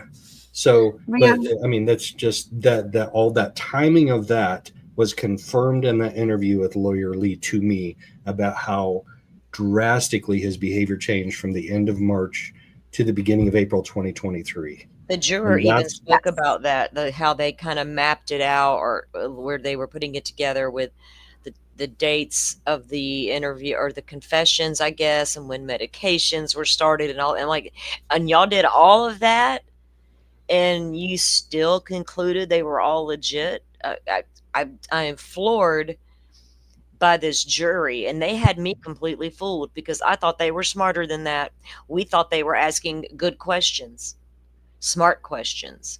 The defense thought they were asking good questions, that they had some educated people on the juror that, maybe this is going to go the way it should go. But to hear this one juror, my God, if they're all like this one, holy shit, Indiana, Allen County, right? Lord, y'all don't go to Indiana and break no damn laws, because right, yes. Well, you come on vacation, you leave on probation. That's what they say. That's literally what they say in the state of Indiana. They will tell you in Indianapolis for sure. Hey, you from here? Nah, I'm from another place. Oh, well, why'd you come here? Well, man, I came here on vacation and ended up on probation. I couldn't leave. I've heard that out of people's mouths so many times. It's unreal. My cousin got arrested in Gatlinburg for public intoxication because she was standing by the car drunk waiting for her sister.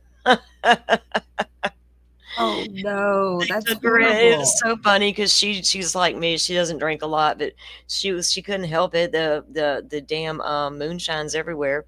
But oh no, yeah, they had her and the cop had a little conversation, and she didn't know where her sister was at that point. So he took her on in for the night, and he let her go a couple hours later. It's like damn, who goes all the way to Tennessee from Florida to get a public intoxication, thing. Well, that public intoxication arrest confuses the hell out of me, because what do you want them to do? Get in a car and drive away? No. Right, that's what she told him. She's like, I'm not driving. I'm standing here by the car waiting on the driver. Yes. The driver was probably throwing back the wine, but hey, whatever. All right, let's see if I don't know if this messed up, guys, if it was just doing a commercial or what. It looks like it pulled up an ad. Damn ad. Oh, look, skip it. That's some spunky music, Yay. girl. Did it start over? Can we fast Would forward have been through? very evident. I knew that Brad. Where were we at? Let's see. Y'all This help isn't me. over, so to speak. Oh, What can you or what you're do you asking too want much to of say somebody about the just fact getting that a over lot brain of that fog. was never even heard? Hang on. Maybe I think it probably changed the outcome of the trial. I think we had very viable suspects in alternate theories. Hold on, they were let's able talk to about that describe just the one crime second, scene because in I had New York. that thought earlier and I Okay. let it go. Okay. So the reports from Ferenczi and Click, and who was the third one? Murphy. Murphy, Ferenczi, and Click all prepared individual reports of different lengths, right? Like one was 12 pages, one was like 85 pages Mhm. about their third party investigations. And we still don't have one of those, right? Like one of them disappeared. Yes. But what the hell do you need more for a quote unquote nexus? And I asked that. I did a super chat on Bob's interview with Andy Baldwin. What the hell is the definition of a nexus? And Andy Baldwin said it's actually a very low standard. I mean, I just, so the 3-day hearing, especially the one that I was at on August 1st, was a lot about that third party stuff. And Nick McClelland stood up in his opening arguments for that hearing and said, you must have DNA evidence of a third party suspect being at the scene. He sure did. Yeah. I remember that too. Yeah. And that blew my mind because they don't even have that for Rick Allen. So the nexus, and Andy Baldwin said the nexus is not that high. It's not that high of a bar to meet. So how do these 3 reports from these 3 law enforcement officers not meet that nexus? That just like, and that got settled in those 3-day Right. hearings, and Judge Gold's ruling on that. Yeah. Like her ruling changed the outcome of the trial. We'll see, like when I got to go to the March 18th hearing in the June, like the end of June going into August hearings, that was like a continuation of the momentum that they had already laid out on March 18th. So like, I know like it's crazy to maybe the juror, but she doesn't understand like the passion that they were already deep in the trenches before, you know what I mean? So like, yeah, and they didn't get to hear any of that. Like, they did not get to hear any third party suspect. Yeah, it was so crazy though. At all. Yeah, and it's like, but when you go to these hearings prior to this, and you're hearing about all this, or even just following the case, and you hear about it, you know what I mean? It's like, wow, like there's so much I wish they would have done. Imagine how many more people in the world would be going wow right now if it was actually freaking televised. Right. I know, right? That would have been the business. And even if she didn't want the physical cameras in there, the audio, like they did with, Vallow, that would have been sufficient enough. I know people would have weathered the storm to listen to the audio like we did with that case. God, right? I was saying, every night we would be up because we got the audio at the end of the Lori Vallow trial in Idaho. Yeah, you'd be up all night listening to the audio, but you got to sleep the next day. Yeah, exactly. You got to sleep the next day because the damn trial wasn't going to be televised. But so it makes a huge difference, and it just made us all question even more, why not give us the transparency? Because you made it appear you were hiding something. You're not hiding something sinister that happened in the woods, because we all know something sinister happened in the woods. Clearly, unfortunately, trigger warning, we are in true crime. Crime scene photos get shown in every criminal court case where there's a murder that takes place. Unaliving, whatever you want to call it these days. So the only nexus that put Rick Allen there was your bullet, that even one of your jurors was skeptical about. You can't say, well, he placed himself there. Well, so did a whole bunch of, so did Bree. So did Sarah. So did a bunch of people put themselves there that day.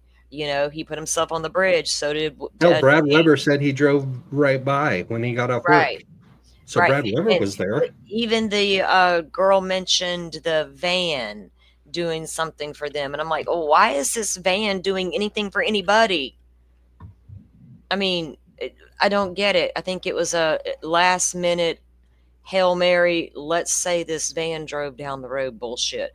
The rumor had been out there for years anyway.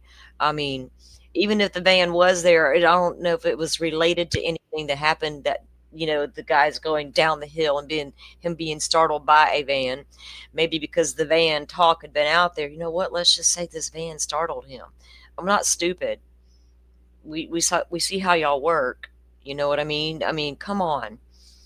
It's just insane how Right. all started developing, you know, and then with Walla being in the damn groups and hearing all the chatter and seeing the conversations, and then the next thing you know, he's talking about it. And there was a question that even woman had said, because the juror was part of the group that broke down the confessions, and she tried to say they had went through the medication timeline, so I don't know how good they were at it. And thank you, young Black economist. I appreciate you becoming a new member. There'll be community posts coming into the tab for you guys who are members, and we're going to be doing some members only live streams coming up soon. Joe and I have some different streams we're rolling out for the new year. One was our morning show we kicked off the other day. We're going to do that again really soon. We hope you guys enjoy that. For those of you who are coffee morning people, it'll be like a morning news type show, catching up on the latest trending type true crime stuff, case updates on stuff we're following, nothing like deep dives or anything like that, just a good coffee and true crime chat in the morning. And we'll still do our longer streams and deep dive specific cases and things that go on and all that. And this is Salty Sunday. I came up with it last night. I was like, yeah, Salty Sunday, let's do it. So Yes. yeah, I'm excited. I like it. I enjoy the coverage that you and Joe, you guys cover a lot of different things. You have a lot of interesting talking points. I'm excited for it. well, thank you, and we really appreciate that. We've really enjoyed the feedback that we have been getting. Joe and I, we as soon as we met, we like hit it off. We became instant friends, and we began to chat. And you know, we were both getting into streaming. Or I think I was doing it a little bit before him, and then he started. And now we're both growing channels, and so we appreciate each and every one of you, and we do bounce back and forth between the channels because it's not like that for us. And there it goes again. Thing. Let me hold on. And one day we may be on my channel doing the morning show, and then the next we may be on Joe's. So keep an eye, sub up to both channels to keep an eye on what we got coming down the pipe for you guys. There's a young man in Indianapolis that killed he killed 5 of his family members and tried to kill the 6th. He was on trial last fall. It got mistrialed. Dang dogs. I'm going to be going over his retrial when they get that set back up. Yeah. That's a 6. I mean, 5 and 1. You don't hear about like a quintuple homicide. That's crazy. I know you don't. There's a few cases that I want to cover some updates on. I don't know if you guys are familiar with the Pike County murders, like the whole families was taken out. In Ohio, right? Yeah. Yeah. There was just some movement in the courts there on that case as well we can talk about. And of course, I want to introduce everybody who don't know to the Crystal Rogers case, because I do want to get more into covering cases, or not the cases, but the trials of the cases we do follow. And if there's any cases you guys want to see us cover, drop us a note, shoot us an email. Always leave comments in the comment sections, even after the videos, because I do go back and read them, and I try to answer them all. So, because I love engaging with you guys. So, yeah, we do appreciate it, and we enjoy having you on as a guest. You know, we did it the first time. We were both like, that was great. We got to have her back on. So we appreciate you coming in because we appreciate your insights as well. Thank you so much for having me. I'm sorry if there was a couple of times that I kind of got excited and talked Oh, over, but no, girl, that happens here. Y'all know me. Y'all got to shut me up sometimes. but I appreciate the opportunity, and I just hope that we can just keep doing it. You know what I Oh, mean? yeah. Mhm. And just keep getting the information together. I think what's important right now is the mass amount of connectivity where this has hit, you know, gone abroad. But I Yeah. really like seeing how there are people who are starting to come together to kind of try to help make some sense of all of this craziness, and hopefully to help try to come to some sort of a resolution, and hopefully start to go down the path of actually having this reinvestigated, maybe, you know, or whatever. I don't know what's going to happen, because even if, you know, this is appealed and overturned, what if this goes to trial the second time? You know, so Yeah. I'm Yeah. looking forward to hopefully, if they do get the chance to go have another go round or whatever, I really hope that going forward this next time, because of how much we know, they will feel more comfortable about being more transparent with the public, considering, you know what I mean?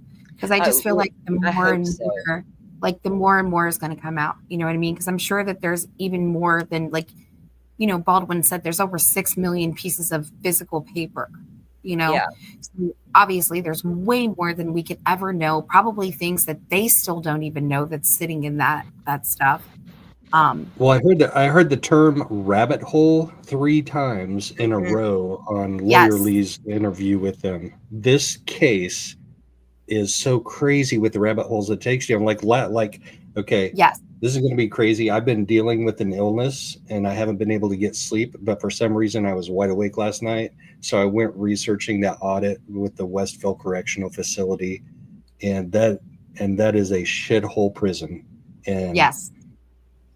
that's where Rick is at right now, and he can't even talk to his wife for, they said, 6 to 8 weeks. So they touched on that during the interview, and Jennifer said, you know, it would normally take 30 days to process through there and all the things that would happen, the evaluations and such. 6 days. They fast tracked him in 6 days. So 6 days later, you got him back in Westville, of all places. Mm-hmm. Why can't you fast track him to a visitor so that we can Well, make sure for safekeeping purposes, his wife needs to see him? correct. Yeah. I feel the same way, but I think that they're treating him like he's going through the intake process, but I don't Yeah. know, because the way that I feel like they did it is when he went to court for trial, they tempt him out to hold his bed, because normally, you know, you would go to trial, then you would have to wait for the bed space to open up. Just because you're sentenced to the Department of Corrections doesn't mean that they tell you bag and baggage right away. It's for you to go to prison is depending upon the bed space availability. The particular unit that he was housed in had 200, I think they said 250 something beds. Um, you know, so that would be time to wait. I think that they tempt him out as like an inmate out on temp to go to court, and didn't process him out of the Department of Corrections, so that when he came back in, that he would go full the proper diagnostics at RDC. Yeah. Before I forget, guys, I just reposted True Grit's link in the comment section. I almost forgot what it was called for a second. You said you were going live tonight, right? Yeah, Christine and I were planning to do a live tonight and just kind of talk about some things, you know, because some people were asking questions about the Indiana um, rule that I had posted, and how that might imply in regards to the jury member describing individuals splitting up and dividing the evidence and things of that nature. Um, and I don't like, I just know that as an avid trial watcher, that's not right. And so I did notice that there are some other people that have noticed. So maybe, and they're the professionals. And I just said, hey, I'm not a professional, but this doesn't seem right to me. And so they said, we're going to check into this and took the reins on it. So yeah, it Yeah, just it is what it is. it's Hopefully, I just hope that it's helpful in some form or fashion. yeah. Well, everybody tune in tonight and take in the information that they're going to present and talk about, because I'm sure it'll be a great show. Um, I know I'll be there. I'll tune in for sure. Oh, thank Um, you guys. oh, Thank you you're so much welcome. for all of your support. Oh, share And it out on Twitter, and I'll share it out as well. thank you. And just giving me the chance to listen. You guys are fantastic. And I look forward to continuing the journey. We do as well. We enjoy like I said, we enjoy even you and All Eyes have been excellent guests, and we've enjoyed the conversations that we have with you guys. So we'll Oh, definitely continue to do this going forward, and we will look forward to it. And we look forward to talking about a lot of other cases with you guys as well. yes, Yeah, there absolutely. is a Koberger hearing coming up in the 23rd or something like that, and I'm Okay. probably going to stream it. I thought about letting it play and then streaming it so I could talk about what they talked about. You know what I mean? Because I don't like Yes. to pause a live hearing. Um, yeah, because we'll miss stuff. So I haven't, because I haven't done it before, so I got to get my groove on and get how I want to do it. But I'm thinking about that. It might be what I do, is let it go first and then hold it live and talk about it from there, Mhm. so we can play it. So yeah, we'll figure it out. So we Awesome got more sauce. coverage coming up. There's been a lot of new documents dropped in that case as well that I do want to get to on a deeper dive. So one night this week we'll take a look at that stuff as well. Until then, guys, I appreciate you coming in and chatting it up with us. And again, you go to Fox 59 has a great interview with Joe and I. We reviewed that already with was it Baldwin and OJ? That one was really good. Wish Yeah. TV has one. Lawyer Lee did one with all three of the defense attorneys. Defense Right. Diaries has done a series. Am I Fantastic. forgetting? And Yeah, I can't wait till I think, isn't Rosie supposed to come back that's right. Part two, again? right, So, Joe? Yeah. oh, yeah. So, and Yes. I think that's this week coming up. I'm not sure if Yes. Bob is posted Yeah. They said the exact time was to be determined. Yeah. Okay. Right. Yeah. Yeah. We'll But keep. oh my gosh, this last week was an absolute treat. It's been Yeah, a so It treat. you was. guys, Forrest, if you don't mind, would you drop Defense Diaries link? You guys, most of you probably are already subbed up over there, but if not, go give them a sub and a listen to. And Bob's really great on bringing facts out of documents, and I love facts out of documents. That's my thing. So if it's a document, I'm all over it. But anyway, it's great stuff, and he does Yeah. have the part two of that interview coming up with Rosie, excuse me. I'm so excited for it, man. Yeah. Yeah. I'm glad that they can finally come out and speak on things, and Me too. and just like you said earlier, just to see the now I get, everybody has a different style. Even that juror noted about the difference between Rosie and say OJ and Baldwin, but to see Yeah. the just that personal side, that they're not just like arrogant attorneys. Oh, my client's innocent, because not Right. we know not all defendants are innocent. That's Correct. the But nature of the beast. it's the prosecution's responsibility to bring the Right. burden of But proof. we also It's don't not always, yeah, we it's don't not the always see responsibility of the defense, right. But we don't and what always see these defense people being so passionate.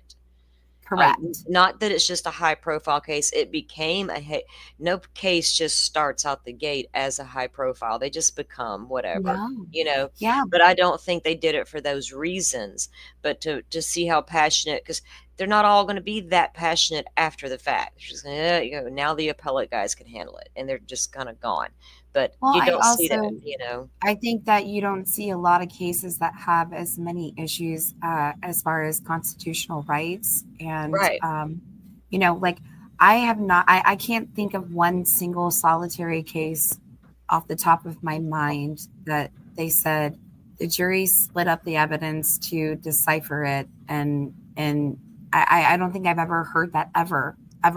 Yeah. So that was just really like It goes all the way back to his safekeeping order, though. When Andy and but it's Rosie like, and Baldwin you know what I'm would saying, go though, up to, like, they in would its go up to the totality. yes, that he didn't have an attorney present at the safekeeping hearing. Right. It goes all the way back to that. But he had a hired attorney. His wife went and got him as an attorney. Yeah. An attorney sent an email and said, "Hey, yo, bro, this is my client," and nothing. Right. The attorney was cut out. Everything. I just. There are so many red flags. Right? So this many. Is on fire. From the extreme very beginning, you know, when you first hear there may be some issues going on, then you realize how quickly this man was taken to the prison and all these things that, oh my God, all these things that's happened in the 2 years. Nothing like it ever. Never. And, you know, and I hate to see it happen. The audit shows that there are 97 buildings on the Westville Correctional Facility campus. 97. And they could not find a single room to have a confidential conversation with his attorneys. Yeah, they say they weren't set up for stuff like that because they don't really just have appellate attorneys come in, blah, blah, blah, bullshit. Well, if you weren't set up, why did he go there for safekeeping? Safekeeping from who? Rabbit holes. Those few inmates in that small town county jail. Those few inmates, hell, they was able to keep Coburger safe in the Latah County underneath the damn courthouse. Well, Rosie said Cass County had a brand new jail that had a segregation. Cass County offered to make him be like during the second I think it was the second safekeeping hearing or whatever. Cass County had offered to take him way back then, and the judge was all like, "Nah, we're gonna keep him where he's at." Well, somebody said that out of the blue, for some reason, the Cass County sheriff changed his mind and said, "No, we're not going to do it." Out of the blue, my ass, right? Somebody had talked with him. I wonder who that could have been. So are we having a retirement party next week? Tomorrow morning. Oh, I should do a live tomorrow morning. Is it tomorrow? Yeah, I thought it was the 13th. I'm pretty sure it was January 13th. Check your facts, because we're excited about it. We'll play a bunch of this.